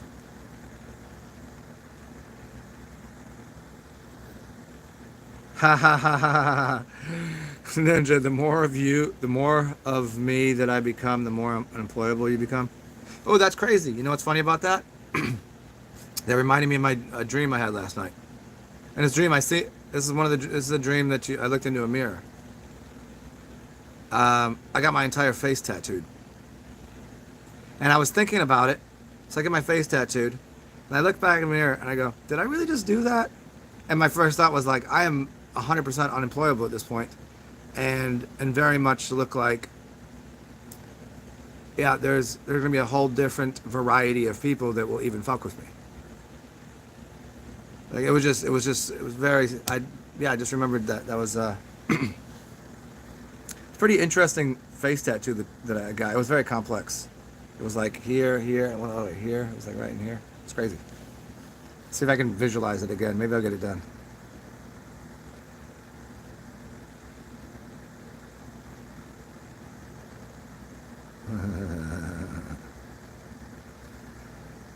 Oh, the hours, weeks, days, the timeline. Yeah, the timeline changed. At least I felt like it did. The speed at which the time goes by. I've some days are exceptionally forever, and other times I'm like, where did it go? Speaking of where did it go? Come on, you're Russian, right? You want to have breakfast with me? Yes. I'm having vodka for breakfast. Vodka and cranberry. Oh, I gotta get some ice cubes.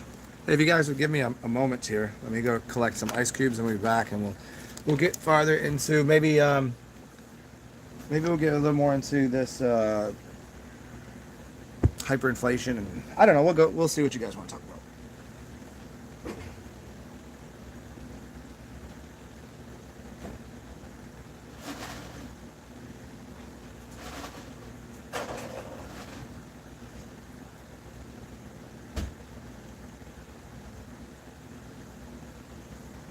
Okay. All right.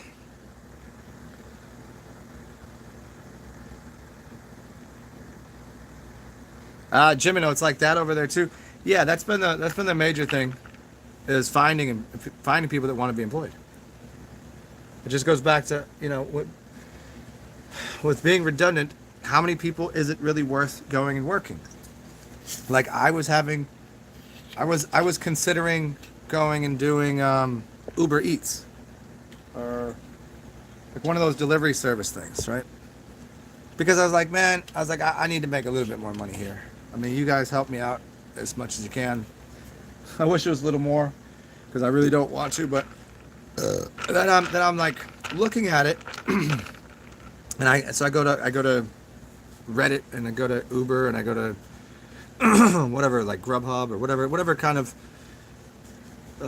delivery service, DoorDash, and I start reading the comments amongst their employees, and what I'm noticing is most of them are saying like it's become almost unworth it, like not worth it to do. Some people are like, yeah, some days they're like, yeah, we're making, we're in good markets, we make $20 an hour, and we don't really have to do anything. That's just like just delivering food, right? And then other people are like, I've been working for a few days, and with the cost of food, like, because you don't really know what you're getting tipped. They don't really give you a good idea of the trip you're taking, and there's all sorts of like, ways ways that they can screw you over on like somebody could tip you and then take the tip away. There's like, anyways, point is some people are like it's not even worth doing. So I was like, as I'm reading through, I'm just like, shit. I was like, I could end up doing this and just fucking sweat my balls off for $5 an hour. Like, I mean, yeah, I mean, hey, I need the money, but at what cost? And between that and like at what cost? Like, you delivering for Uber, I mean, I'm not trying to get fucking held up for snacks. I'm not trying to get robbed. That ain't gonna feel good. I'm not interested in that. Like, if I was making enough money, it might be worth it. I would take one person robbing me, I guess, if I made enough money. But if I'm making $5 an hour to have somebody like fucking steal my food from me or whatever, no, I'm not going for that.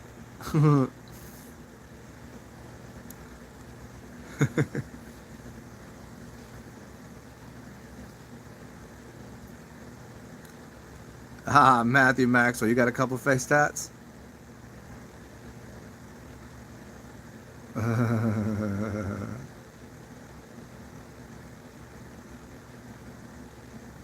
You felt like a little piglet? Oh, it's so funny. I was out 2 days in a row in 100-degree heat. I don't know what that is. What does that translate to in Slovakian numbers? Celsius. What, 100 is 36? Is that right? Whatever 100 degrees Fahrenheit is?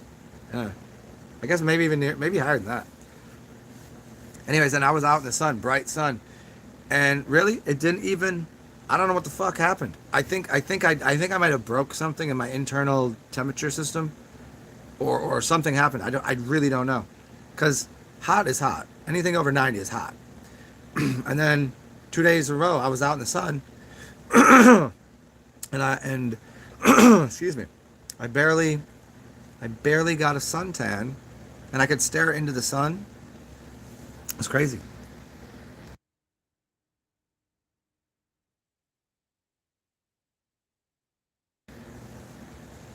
Yeah, it was really strange. It was like it just wasn't affecting. It wasn't affecting me the same way. I might have turned into a cyborg or something.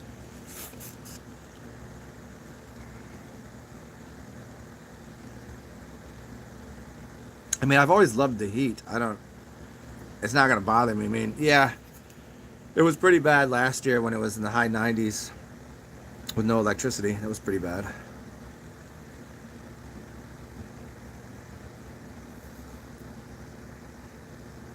He tatted his face to see his mother's reaction.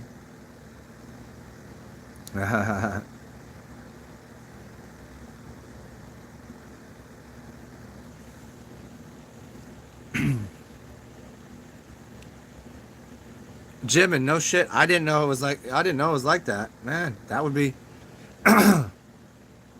might as well. I mean, considering in truth, you've all paid into the system anyways. I mean, I don't know how it works in other countries, but I'm pretty sure it works quite similarly where the birth certificate and everything like that probably works the same everywhere else. Like what it really is. I'm not going to get into that here. I'm not going to do that talk because I don't think that's going to really matter anymore. And but certainly everyone that has paid taxes has paid into the system. And if you really knew what was going on with how they cook the books, and they have two sets of books. I mean, this is all information I don't think will have any use very soon. I don't think it does even now. Like if you looked into comprehensive annual financial reports, it means, I'll just give you a simple idea. Your state, your local state, city governments, they'll give you what is called a budget. And they'll give you a budget because they can budget. And then they have an actual comprehensive financial report, and they have two of them. One is what they tell you they're going to spend, and there's what they actually spend. What they're going to spend is well different than what they actually did, and that doesn't necessarily include you knowing about everything that they have investments in. They're making money off of investments on top of the money that they tax you. So you've paid into the system, so of course you should be getting some of that back, huh? And I mean, if interest and everything else was included and what would be truly yours, you probably shouldn't have to work another day in your life.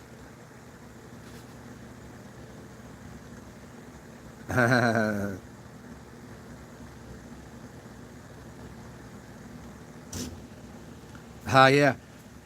So many people broke, something broken people, so many that are in massive need of money. Cannot imagine going back to 9-5. Yeah, it's impossible. There are some people, it's because they finally see what it is, and they see that they'll never financially recover from it. What are they going to go work a job? You've got good employment, gainful employment, and you'll have this job for the next 20 years. That's used to be, back in the 70s, 80s, is everybody's father, their dream was to get the job at the big corporation. They had job security, and they're going to get their 401k, and they're going to, every pension and all this shit. That's not a real thing anymore. Not to mention all of the other things that are going on in the world economy that now people go, it doesn't matter if I make $100,000 this year, even if I got a 10% raise next year, that's not gonna take care of all the inflation and everything else that's going on. I'm gonna be just spinning my wheels forever. So what's people's out? What's your out of the game? How do you still gotta pay for your, unless you're lucky enough to already outright own a home. Even at that, you better know about allodial titles. Oh shit, we ain't doing all this now. Again, I don't think this is going to matter anymore anyways, but if you don't have title over the land and everything, and you've gone through that whole process, that ain't your land. I mean, it is, but that's a whole thing. It's a whole thing unto itself. You got to pay taxes still, right? Land taxes. Which makes no sense, but how's anybody going to... You have to somehow come up with that biosurvival token.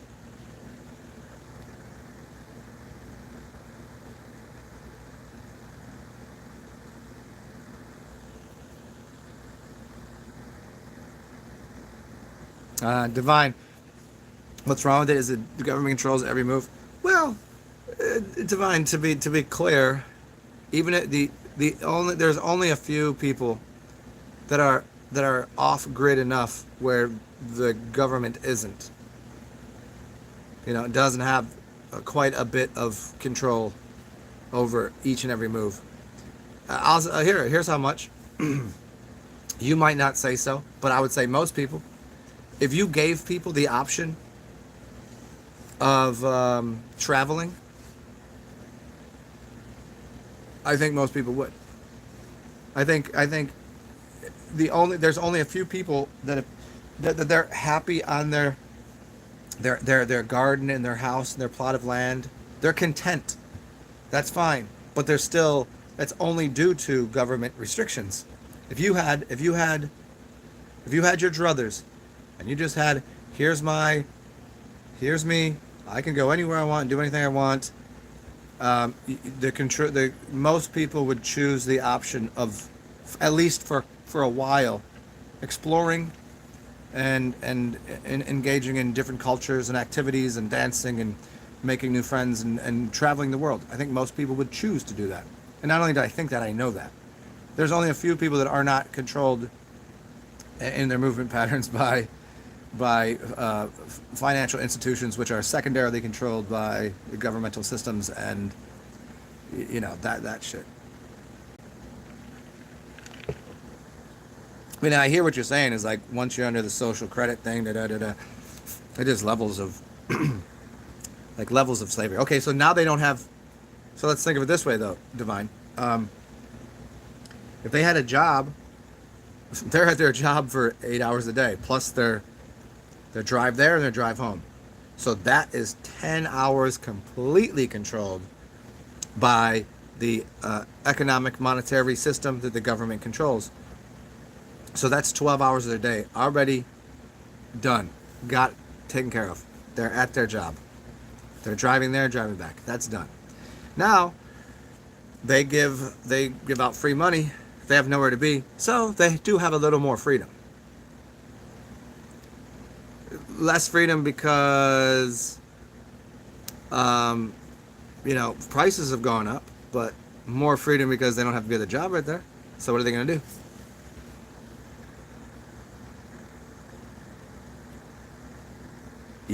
Yeah, fasting and drinking more orange. Yeah, you know what? Now that I'm thinking about it, the couple days I was out, I didn't really eat much.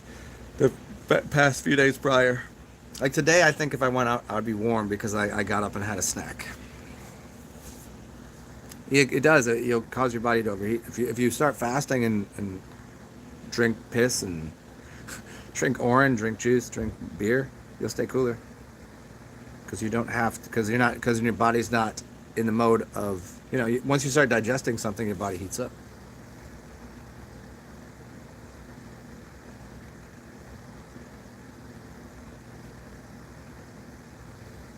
Ah, yeah, that too. Once your blood is cleaner, you're gonna get less. You're gonna get less of a burn. Like I didn't get a burn. I've been because I was staying pretty much.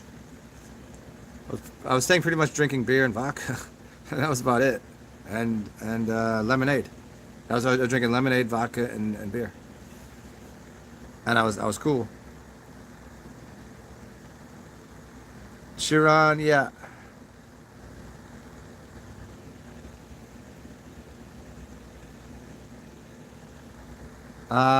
What do I think of the channel Chiron?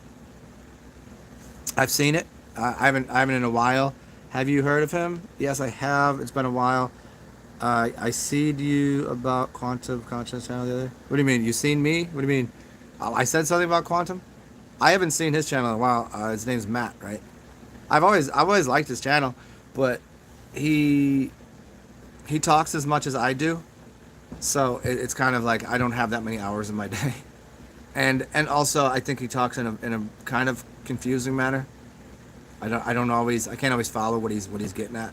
There seems to be he seems to sometimes to me it's and this is not all the time because I've liked a lot of what he said. He seems to be trying to talk like I don't know what the word is, like he should have been a professor at a school or something. I don't know. He tries to make something simple like more complex. If he makes it really complex, it will sound intelligent. I find myself at a loss sometimes listening to him. But yeah, I dig him most of the time.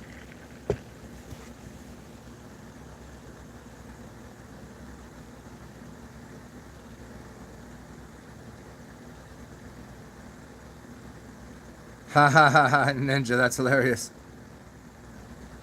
Oh, you asked me. Oh yeah, Divine, I hear you on that.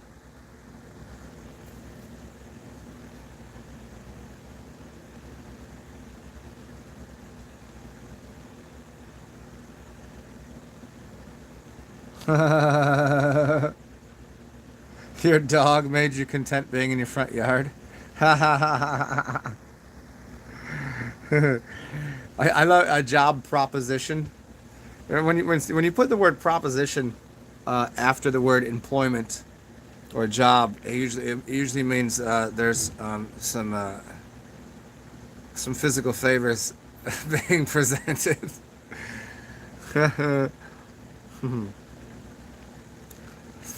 But a dog keeps you. That's interesting. When I had a dog, I traveled a lot. Now that I don't have a dog, I've traveled much less. I don't know. Hmm. I think I would get a dog again. Maybe, maybe. I'm kind of waiting on the apocalyptic scenario. Because I don't necessarily want all the extra. See, that's another thing too. If you get a dog, can I go to a job and work 12 hours? No, not possible. I wouldn't even feel right having a dog for having a dog and going to work for 8 hours. That's that's irresponsible. That's mean. The only time that I ever I'm trying to think. No, when I had a dog for 17 years, and I owned my own business, so I could go home for lunches. I had a girlfriend. There was different responsibility. So dog was not caught out there like that. I couldn't imagine going to a job for, and it's not only 8 hours because then you got to have your time getting there and getting back. I don't see how people could do it. I'm just gonna lock you in this house for. How's a dog and not piss? Not shit? What if you got to piss or shit? Can't be mad at the dog.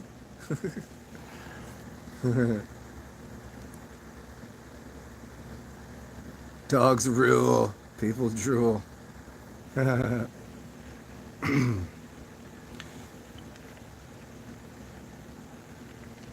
I just like having the. It's kind of like children. I like the fact that other people have dogs and kids because they're fun. I thoroughly enjoy playing with, cause it's like you get a couple minutes of these little things. They're gonna be pooping and peeing and crying later, and I don't want to have to clean that all up. I don't need all that extra responsibility. I did that long enough. I feel like I put my 17 years into a puppy. But now it kind of sucks because, yeah, the companionship. How I long for companionship. But if I got a dog, I would have to probably get a second dog. I'd probably have to have two. And I don't have enough room for two dogs because I'm not getting small, stupid dogs. So, I mean, having one dog, the fact that I don't have a place. I don't really have a full-on job to do. I don't have that. So I wouldn't be that bad with having a dog now. Maybe I could do another puppy. Although maybe I'll get a capybara. I want a capybara. You ever seen them? They're just giant. They're giant. I don't know. They're like rodent, hamster, gerbil, rat things. I don't even know how to explain it. Mice. They're just huge. They're like this big. I don't know. They're cute. They're very. All the other animals like it, and it looks like fun. And who the hell owns a capybara? I do. I mean, I'm trying to get one. So if anybody finds one, ship one to me. I need it.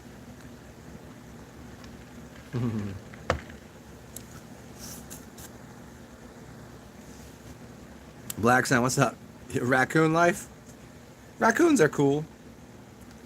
Raccoons are fun. but they're too. It's too much of an everyday occurrence that you see them. And if you walked one on a leash, you would look a little crackheadish. You know what I'm saying? You would just look weird. It would be like people would freak out. That's a raccoon. Shit might have rabies or something. Where a capybara, it just looks like, what the hell is that? Is that a dog? No, it's not a dog. What is that? How is a mouse that big? It's a confusing looking. It looks harmless, which it is. So where a raccoon might like bite your face off. I mean, I like the fact that it has little hands, and they're very playful and have quite a bit of personality. But like a raccoon to me, like in a house, that's like worse than having a cat. Because they'd be all over the fucking place. Can't have that.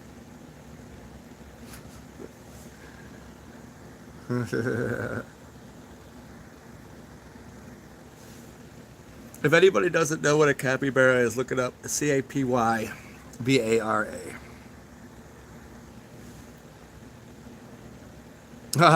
Oh, yeah, thank you. But if I were to get a dog, I would get a SPCA local rescue puppy.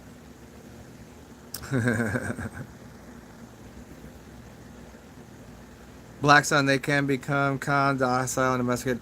Yeah. I'm sure you can really take the raccoon type nature out of the raccoon, but I'm saying you still can't just walk it down the street without it looking like a crackhead with the squirrel on a leash. I mean, it's as silly as putting a squirrel on a leash.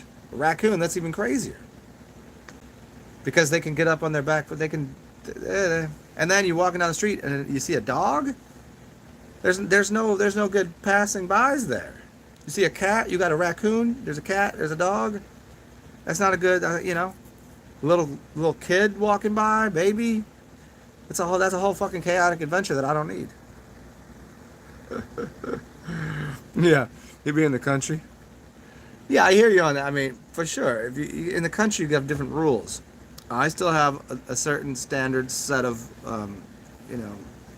barriers and boundaries of what kind of animal would be acceptable.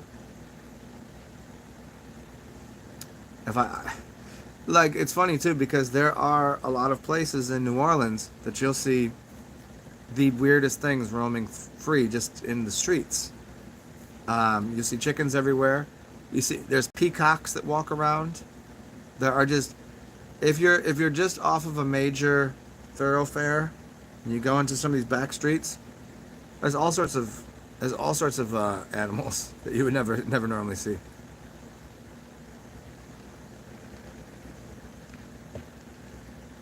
Raccoon is not an elephant, no. She legit. I have not. I mean, I have some. I don't think I'd waste it. I wouldn't see the point to pull it. We'll just drink it or eat it.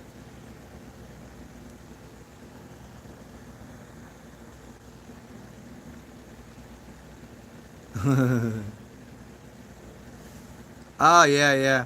I don't. Yeah, I don't. Yeah, there's not dogs in the streets. I don't live where there's stray dogs. That is not a part of here. We don't have stray animals in New Orleans that I'm aware of. Like we have animals that are wild-ish or people's like they have a chicken coop in their backyard but there's no fence. We have like wild like crazy like the fact that you could just see a like there's just strange animals. They're like, oh, that's just so and so's just walking around the street. Like peacocks. Like how often do you get to see a peacock? And that's like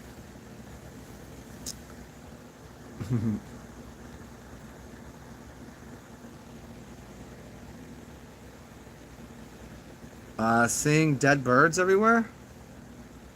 Huh, are you seeing dead birds? Huh. I don't know. I would look up I'll go to the website Dream Moods, Dream Moods, and look up dead birds.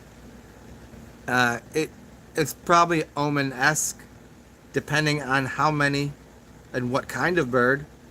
And again, it's not always bad omen. It's like, oh, if you see a crow, that's bad or something. Except for if you see a bunch, if you see a murder of crows, that could be good luck. If you see 3 and it's like in the daytime, there's those kind of things that have that kind of. And see, the dream thing works because this life is no different than a dream, so it's going to have the same symbolic references in your waking life as it does in your dreams. Usually when it's in your dreams, people say, oh, this is what I saw in my dreams. And it's either reoccurring or something very, very profound because they're not, they're like, well, I just very much remember there was this in my dreams. Where if you see in your daily life, like I've seen lots of different things recently. I've seen lots of bluebirds, blue jays, and cardinals, which I don't normally see. Yeah, that's what I'm saying though. Is even if I know it's in dream moods, but it's giving you the symbology behind for me it's just the biggest alphabetical access point to symbols, animals, all sorts of things, and it'll give you an idea. Because I don't see much of a distinction between the dream world and this one. It could be that. What up, F10? I got some problems relating to people in real life. Who doesn't, man? That's life. There's idiots here. There's idiots there. I've had more people that came to me with problems, like depressions and relationship problems, and I mean, yeah, of course I deal with a lot of people on a regular basis. So one out of every 20 times that maybe there'd be something stupid that needs to be said. That's nothing new. That's nothing new to me. But I recently though there's been an influx of people that were having a bunch of relationship issues, like literally within 2 days. Like 5 people were like, oh my god, I'm having this problem with my girlfriend. Oh my god, I'm having this problem with my husband. Oh, my kids aren't this and that. So I think it has something to do with the summer solstice and just it being hot, changing of energies, things like that. I think there's something there too. And I've been noticed bitches is acting crazy. That's one thing I've noticed. All in the course of like a couple days. I had to deal with a couple like crazy nutso chicks. 2 of my friends were like almost exactly similar stories, and I'm like, something in the air, dude. And then I should have asked them if they all got the stabby wabbers, because if they did, then that's hive mind connected to some, that could be connected to some weird shit.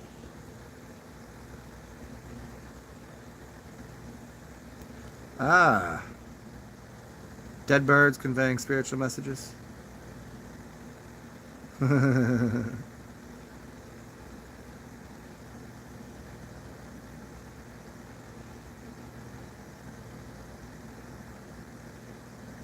Yeah, peppermint oil is good for depression. Yeah, anything mint related. Peppermint, spearmint. Your dog and cat are liking the fact that you're hanging out with them. Black son bitches have been crazy. No, like not even. It's not even. It's been going around. Wilding out, dog. Had an old woman wild out on me. Had a girlfriend of mine just lose her shit at me. Yeah. I was out the other day and just like chicks just be acting goofy. I don't know. Maybe I just see the world different now.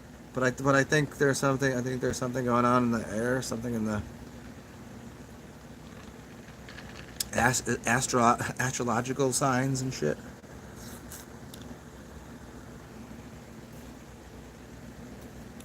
Oh, yeah. Well, you gotta assume that too. I mean, if you want to get into Freudian and Jungian, um, the all of that, recessed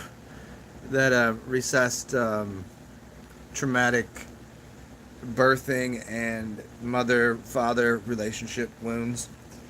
There's no way. There's no way to fix that for people. I think I think sometimes people maybe focus on it too much. They become obsessed with it.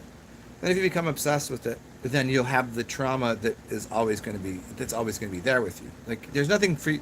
If you know that you have a problem that you don't have, you have some unresolved wounds and healing that must be done because of the mother or the father, and you feel like you need to deal with that, figure it out. I don't know. Go to one of your, you know, look into the clock. Go back to when you were a child. Everything's comfortable. Whoa, get through these wounds. If you gotta do that, do that.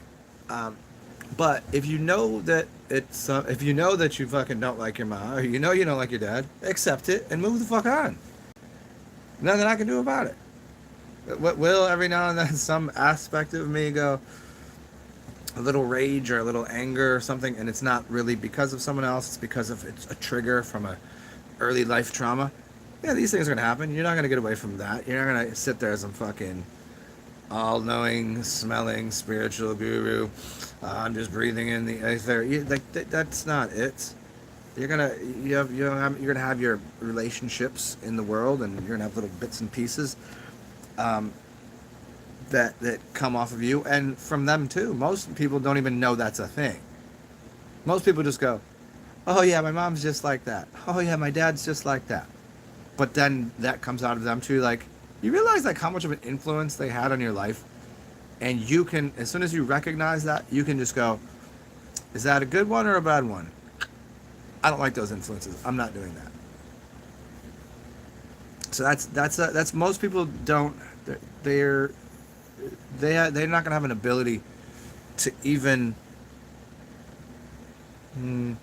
navigate through those traumas because they don't even know that they exist that way. They just go, "Hey, I grew up this way, and this is what's in me, and it's just the way I am," and not going, "Well, you know how your mother used to yell at you every day because you left a fork in the sink or something, and that is turned into now whenever you go out to eat, you always throw the fork on the floor or something, like shit like that." Like they're not going to be able to recognize those types of patterns of behavior in their own life because they they don't recognize like, hey, do you remember when you were 4? No, you don't. So you don't know the programming that was going into you is what the biggest part of this. You're not going to be able to go, hey, can you take me through this, navigate me back to rebirthing process, and so I can go back into my mother's womb and all the pain is associated with my mother birthing me, and then when I was getting programmed when I was 6 months old. No, that's not gonna happen. Like, and if you're convinced that is if you've gone to do that, no, they implanted memories into you. That's not what happened. You don't have access to that. It would take a very, very good hypnotherapist to be able to unlock parts of your brain that were really when you're born till you're about 5, you have no recollection because you're only into what is basically uploading of software mode. You're not into interaction mode. And a computer is not aware of that. You as a child are not aware. You're not playing with the game until you're 5. Then all of a sudden you start having memories and things. Before that, that's all. Nothing you can do with that. All you can do is go, hey, there's these things that kind of do bother me. Who cares why? Should they bother you? No, maybe I should stop having that bother me.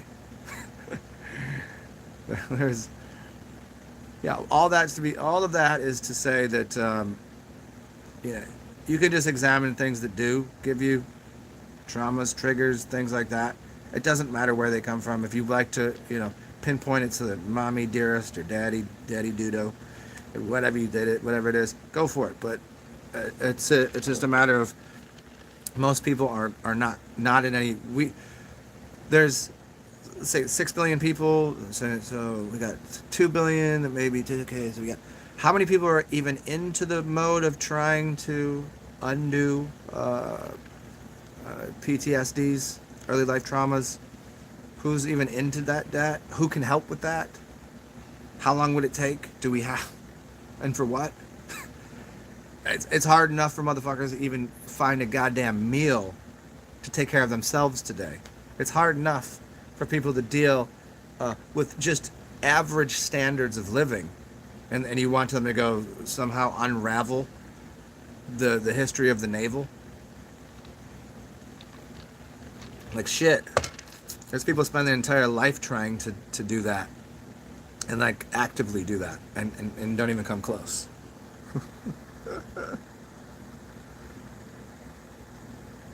Ego trauma? Fuck your ego. How about that?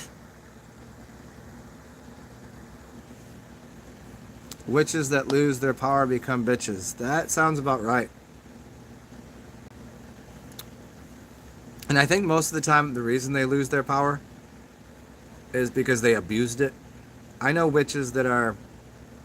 It seems like the ones that use witchery too much, that know they do witchery, they start to take advantage of it. They start using the occulted arts of any white or black or any color or left-handed or right-handed. It doesn't matter. Whatever kind of magic they're using, they start to use it. They think they're too fucking fresh with it.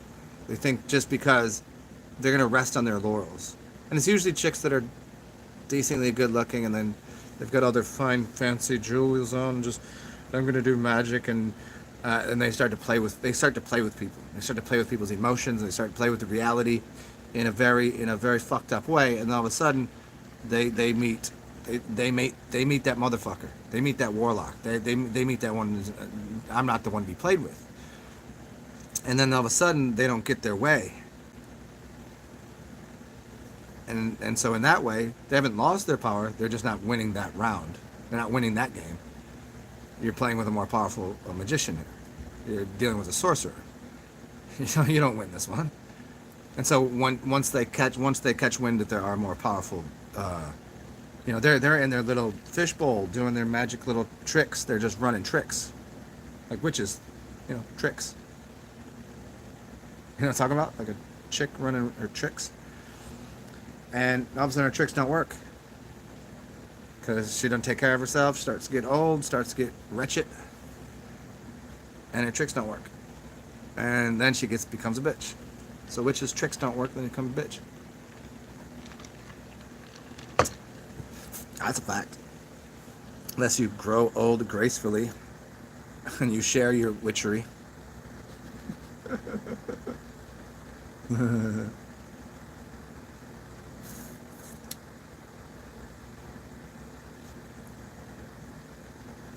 Haha, Divine, it's called Get the Fuck Over It.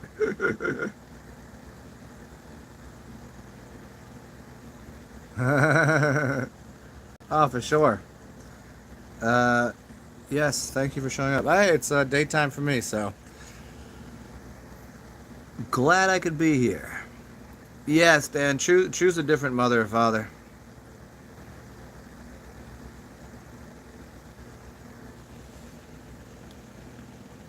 Unplugging the...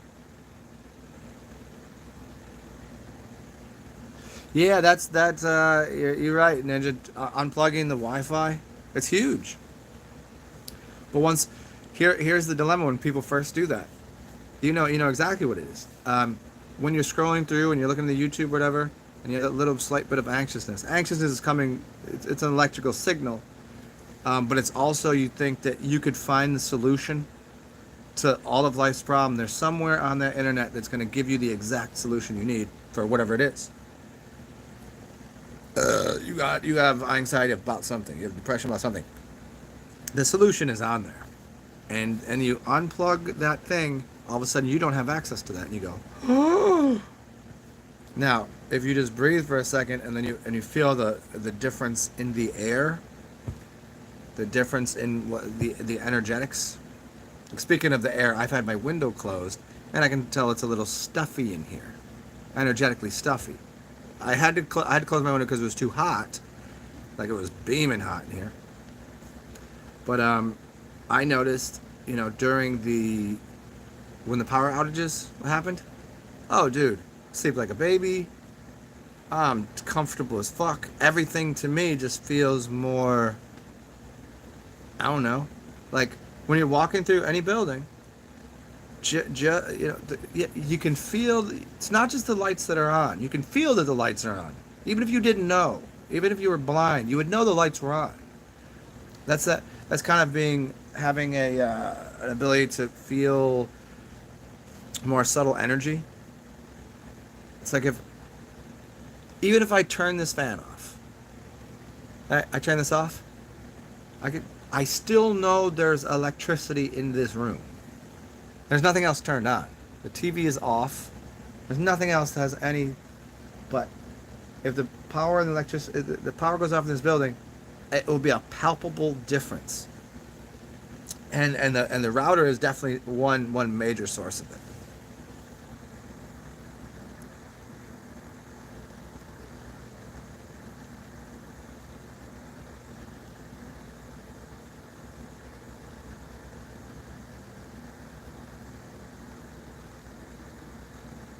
Yeah.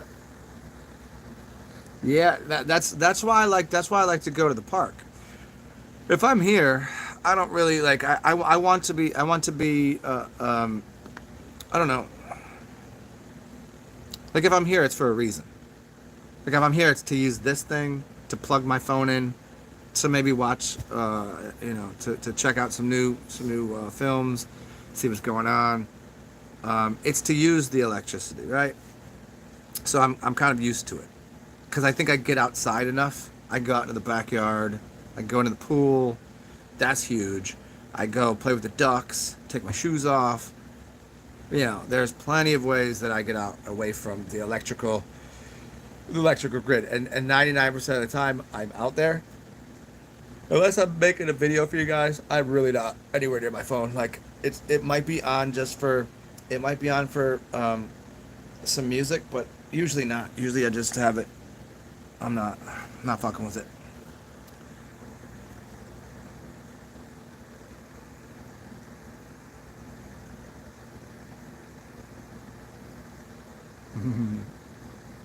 Ha ha ha ha. After you got that sorcery bit, yeah.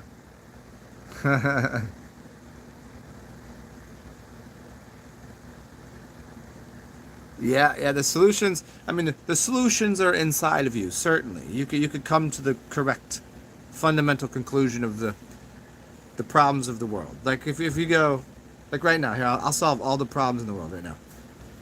The past doesn't exist. Show it to me. Where is it? It doesn't exist. The future does not exist. Show it to me. You can't. Here we are. This is all that exists. Take a deep breath. And there you are. Solved all the world's problems. Done. Nothing else I need to do. Now, however, if I would like to move this causality, this train of causality, and although there really is no cause of anything, other than whatever I need it to be right now, we'll just change it up. What do you want it to be? As long as I'm focusing a little bit on my future of what would I like, then I can go to this phone and go, okay. I don't really. I want a cooler because it's about to be really hot, and I know the power's gonna be out. I want to put ice in there. I'm gonna put some frozen blocks of things in there, and that way keep my beers and my my soda cool, whatever. And I want that, and I don't really see a way that a cooler is going to just show up at my door. I mean, it could. I could accept that. I could go, no, I could manifest that. It seemed like a weird request from the universe, but somebody one day might just go, a neighbor might be moving out. I'm walking down the hall and they're like, hey, I'm trying to get rid of this cooler. That is a fucking possibility. Absolutely. I could accept that in my reality. But let's just say, in the next day or two, there's some things that I need, some solutions I need. Well, rather than sit here and meditate and try to magically create something, which I accept, I'm going to use this thing, this phone right here. I'm going to get on Amazon. I'm going to order. I want some She Legit. I want a cooler. I want to get I need a new backpack because the mice ate mine. You know, like, I mean, there's a few things I need, a few things I want. So I'll use this to solve a few problems. Am I going to rely on it? Do I have to have it? I could survive without it, but it's nice. The tool and the technology, the device of having the phone and having the internet, it's nice. Would I rather not have it? No, I like it. Would I accept it if the world just didn't have internet anymore? I guess I would have to. What else are you gonna do? How do you get anywhere? I mean, planes will still work, right? If we got rid of internet, would planes work? Of course they would, as long as we had electricity. How could we get rid of internet without getting rid of electricity, or do they go hand in hand at this point? Anyways, yeah, just saying the things that we rely on. Everything you should look at as an additive to your life. Your life is this. Here's your spacesuit. Chilling. Anything beyond this is extra. This right here, fucking happy I got ice cubes, and I was able to get some cranberry juice cocktail, even though it is exceptionally too sweet and has high fructose corn syrup. Hey, I'm not complaining because that's better than not having that. I got some vodka here that I'm really enjoying. I got a sandwich from Domino's. Wildly too salty, but hey, it's nice. It's not. It gave me a good, relaxing. Take a bite of this. Take a nap in the afternoon kind of thing. You know, just chill out kind of day.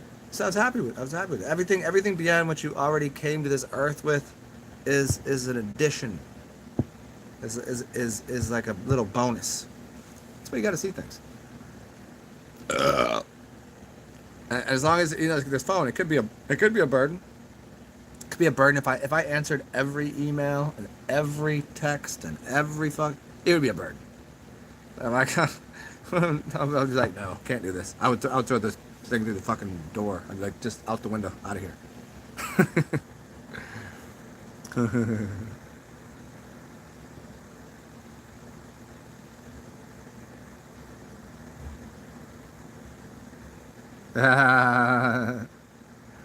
Yeah, F10.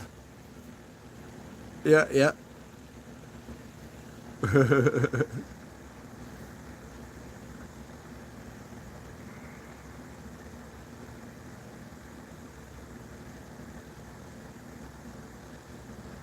The night lights for.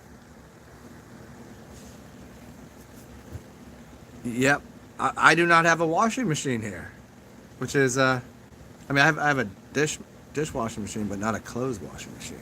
I would take a clothes washing machine over a dishwasher. Yeah, I just solved the world's problems. Just try it out. I mean, didn't they do that on one of those big channels for? They used to have like a Sunday, or every Saturday they would say, how many people can we get around the world to do a meditation at this time? And we'll see if we can find that they have all of these sensors and shit. What kind of spikes we can have in certain. I forget what they were reading. I don't know if anybody remembers this. They probably still do it. It's like one of those big. It's not Sadhguru, but it's like some scientific guy that got into. He actually ran for president a couple times. Very, very much into certain type of meditation. Really cool guy. Really good dude, you can tell.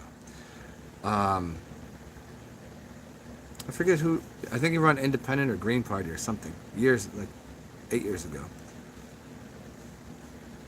Anyway, so he did a whole thing on certain type of meditation. To see if they could find spikes and energies and things across the globe.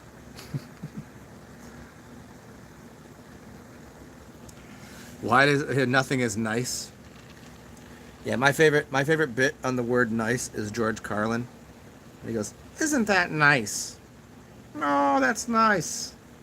Like, oh, when people say nice, I'm just like, you shut the fuck up. It's, I mean, the only thing worse than saying something is nice is saying that you love it. Don't say you love it. Don't say I love that. Just withhold everything. Try to. There are people I know that everybody here knows people like this. There are people that will tell you they love something every day. Oh my God, I love cherry pie. Oh my God, I fucking love that song. Oh my God, I think I fucking love that. I'm like, you're killing the word right now, dude. Bro, you just fucking shut. No, you don't. Pick a better word. There's so many words in the English language. At least reserve the word love for what the fuck you mean it for. If you tell me you love the sun, I'll accept that. You tell me that you love your dog or your mother, I'll accept that. I will accept that. But I'm not going to accept that you love a fucking cherry Coke. I'm not going to accept that you love a fucking, whatever the hell else stupid shit you're going to tell me that you love for the day. Your stupid songs that you've been listening to on pop music station. I don't want to hear it. You devalue the word. You make me fucking not trust you. Because every time you say, oh, you love me? Well, you love me? You told me you love the fucking... You told me you love that squirrel. That squirrel's fucking worthless. That squirrel does nothing for your reality. The squirrel doesn't do a shit. He's out there just eating tree nuts off the tree. I love you too, Divine. I love you too, Tan. Yeah. I mean, saying, you know what I mean, Tan. That's the C.S. Lewis. It's called the Four Types of Love. I believe it's the love that you have for the parental figures, the love you have for a child, the love that you have for greater humanity. That's just I love humanity, and then there's a love that you have for let's say your parents, your children, and a lover. It's like the more lusty, lovey, like I want to eat you kind of love versus the respect that my parents are due for having to put up with me or whatever, and then my kids. Because, like, of course you have to love them. I made them. Of course I love them. And then the general sense of, well, look at this earth. Look at this. I love all this. But you can't be telling me you love a diet soda. I don't trust those people.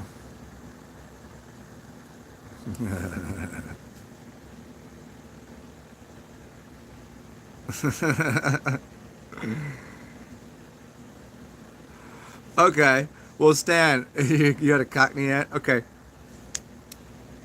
Yeah, okay. Well, here, hey, I will allow someone to call you love.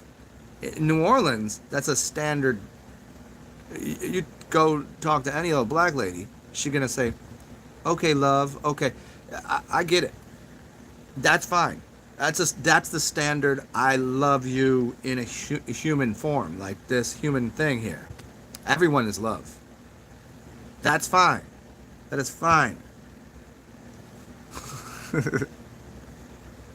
Something can be lovely. Let's discuss this. Something definitely can be lovely. That tree smells lovely. It has an esque.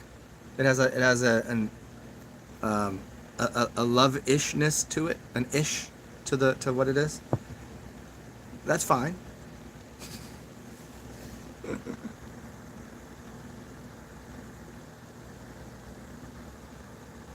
Well, friendly hello means pure life. Vita. Pura vita. Pura vita. Puro, was it puro vita? Mon petit amour.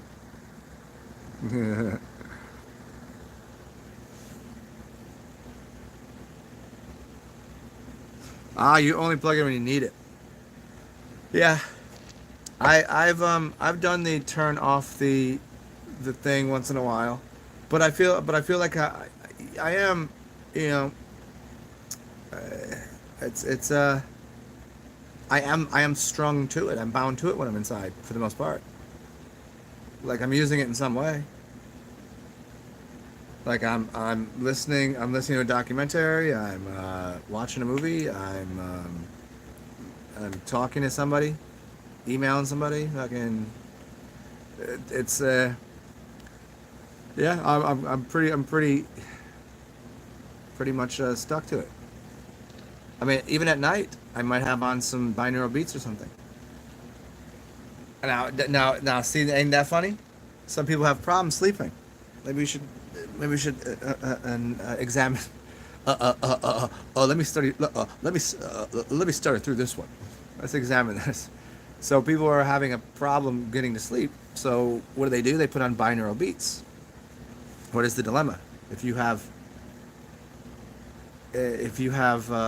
headphones on that have Bluetooth, you're already fucking up your brainwaves right there. But then you're fixing them with the binaural. But then you're fucking it up because you got the the whole shit that's going on in your room because your brain toaster is on your Wi-Fi. Now, if instead of listening to the binaural beats, we just get rid of the Wi-Fi, would that be a better option? Could be. The dilemma then arises: what is the cause of you being awake? Is it a constant running cycle, a pattern of thought forms that are causing your awakeness? Is it a general anxiousness, like? But that might just be the Wi-Fi. Is it oh, I don't want to go to work in the morning. I don't fucking I got this stupid shit to do, or is it and is that maybe that meditation thing that you're sitting there listening to, or that binaural beat, is that going to be more helpful? I think they both have. I think they're both solid options, and I think it's dependent. One being turn the fucking thing off, the other listen to the binaural beats, listen to the meditation. The meditation might be more powerful to take over someone's mind, to have them say positive thoughts. So if someone has always having negative thoughts, here I'll give you a somewhat of a solution here. If your life is more or less controlled by you having negative self beliefs, self worth, self talk, and going, I'm such a fucking loser, fucking, and that's going on in your head all the time, or like I made a mistake, and oh my gosh, or like what an embarrassment I am, if that's going on in your head, maybe go ahead and turn on that meditation. The positive mindset thinking, that one, that's good. If on the other hand you just have a general anxiousness because you drink too much coffee, maybe you do too much cocaine, maybe you're just anxious because you spend time working all day, then it has nothing to do with just mind recycling bullshit. Then just go ahead and turn the shit off, turn the Wi-Fi off, and then see what happens. Because then your brain will just naturally, because your brain's picking up on those frequencies, it will just go whoop, and settle back into where it should be.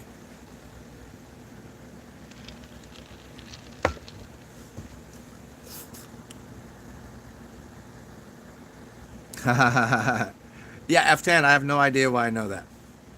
I don't know. I think it's probably some water some coconut water that I got from an Indian store. Probably that. And I don't know what Indian has to do with the islands, but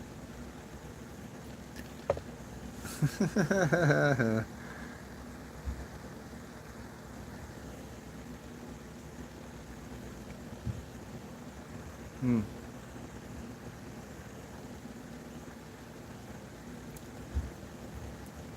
Hmm.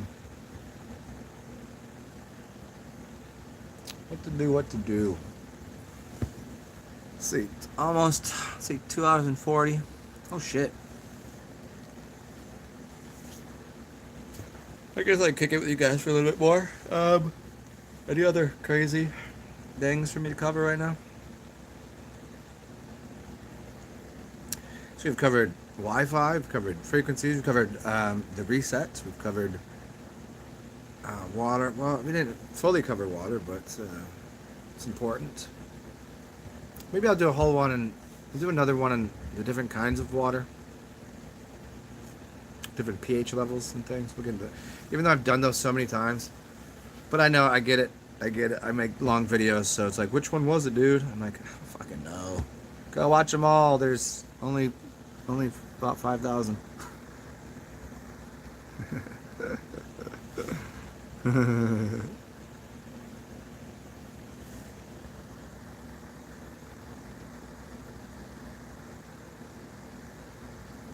So, when you know it all, one becomes non-innocent and is good to remain a student. Oh, for sure. I have not seen the new Stranger Things. Oh, no shit.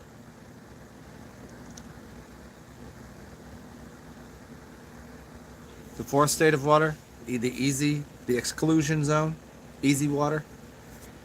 Basically, you guys want to work on exclusion zone water in your body? How to do it?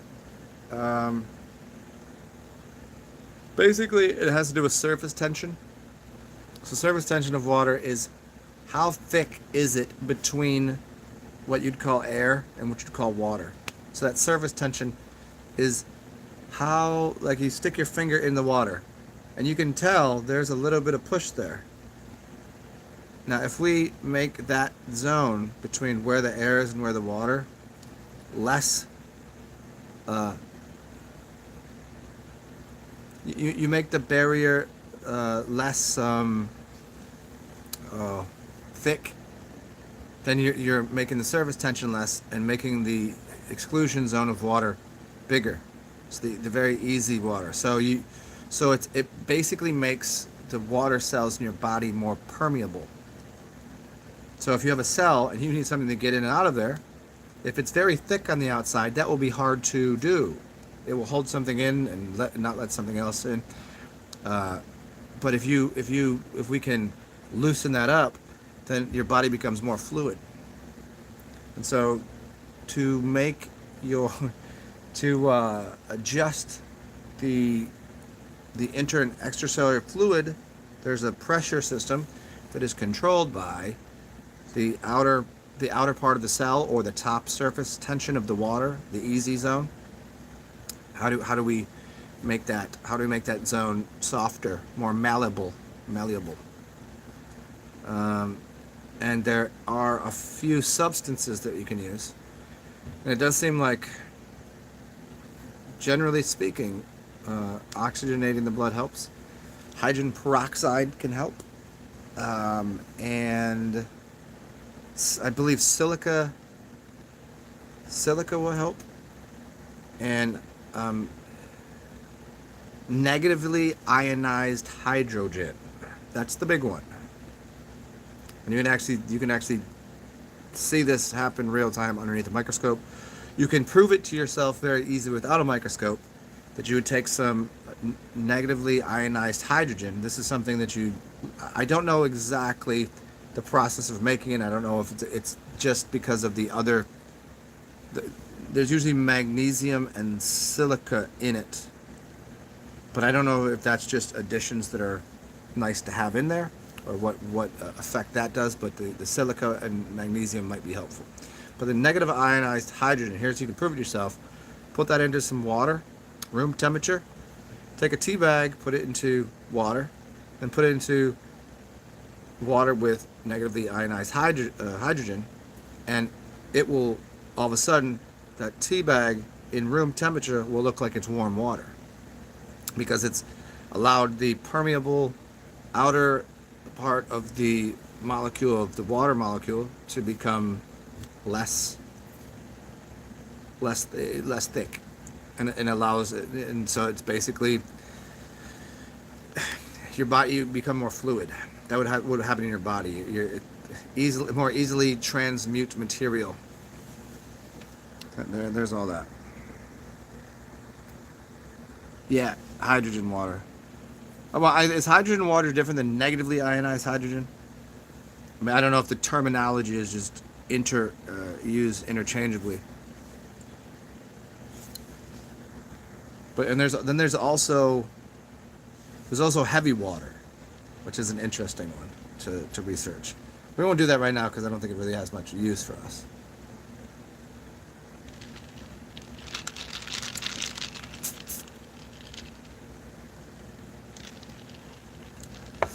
There's some other elements that will have a very similar effect of changing the surface tension of water, and we'll get into that. I'll save it for another show because we're almost 3 hours in, and as per usual, I cover so many different things, and this might be important that I'll just do a whole show on it. I've done some old ones on this, but we'll do a whole nother one on easy water and hydrogen. And you've not heard of negative ionized hydrogen. Give me 1 second. Maybe I can find substance for you. Hold on.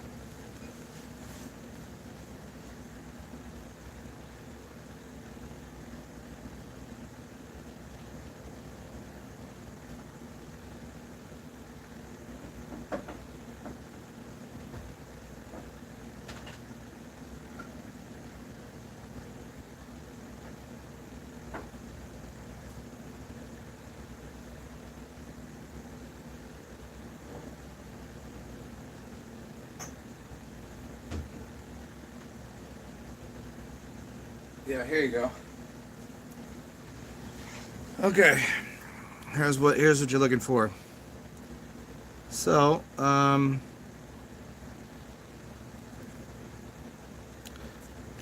this stuff is called megahydrate, and there's also there's a liquid version of this that's a little different, but the major things in it are vitamin C, which is obviously inorganic, but it's still going to have a similar effect. The vitamin C on its own is probably going to have a little bit of alteration to cellular structure of the water because it's an acid. So it's probably going to be doing something to allow for the interchange of information between the cell, the in and outside of the cell. But the major part is the major part is silica hydride, which is potassium, silica, oleic acid, and the major constituent is hydrogen negative ions. Now, you take some of this, put it into water, and you'll see. And oddly, funny enough, to me, it tastes something like piss. It's really interesting. It has a very interesting. I mean, it could be the vitamin C in it. Could be just but it has because also, if anybody has drank their urine long enough, you've looped it. After you loop it enough, it becomes soft. So you're feeling the surface tension of the water change because it's plasma. Plasma is. I mean, how do you explain plasma? It's basically water and light with like electrical charge in it. I'm not gonna get into this. Let's not get too sciencey here. Plasma is close enough to water. It's close enough. And for this example here, you're pissing out water, but they call it plasma. Well, why do they call it plasma? Well, because it's got something else in it. It's energy. Nonetheless, when I drink water, I can taste it, and there's a density to it, and I know it's in my mouth. If I take urine and put it in my mouth, as I drink it more, it becomes more and more where I can't tell. And it hasn't, this has nothing to do with temperature because I drink room temperature water. I drink warm water. It has to do with the surface tension. So there's something that's going on in your blood that as your blood gets cleaner, you have less and less surface tension in your urine. So there's that.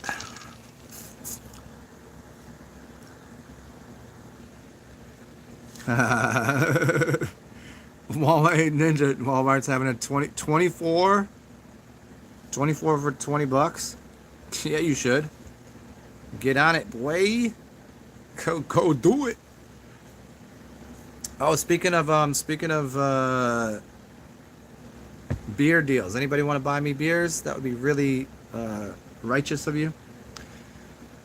My 3 hours. Hopefully that's earned me a couple bucks from you guys. CashApp, PayPal. This is kind of more for not the end of the world fund, but definitely for hurricane fund.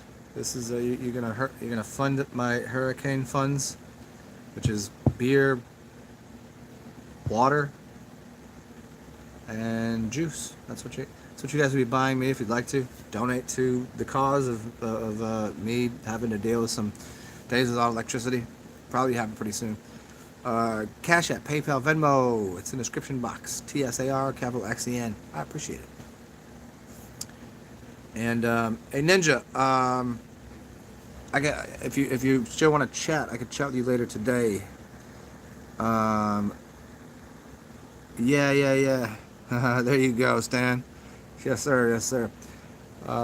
Remember these few things. Hey, this is your journey. Enjoy it. Take care of yourself. And once you feel like your cup is overflowing with currency or beer, whatever, feel free to send some to your friends. And if I happen to be helpful to you, that'd be very helpful if you help me in return. And also stay weird, be funky, be fresh, be foolish. Go have a snack, and go get some beers. I'm gonna think, I don't know, maybe I might go outside. I go see what the sunshine's all about. It's good to see everybody. Peace out, stay well, and we'll chat soon. Hope you enjoyed.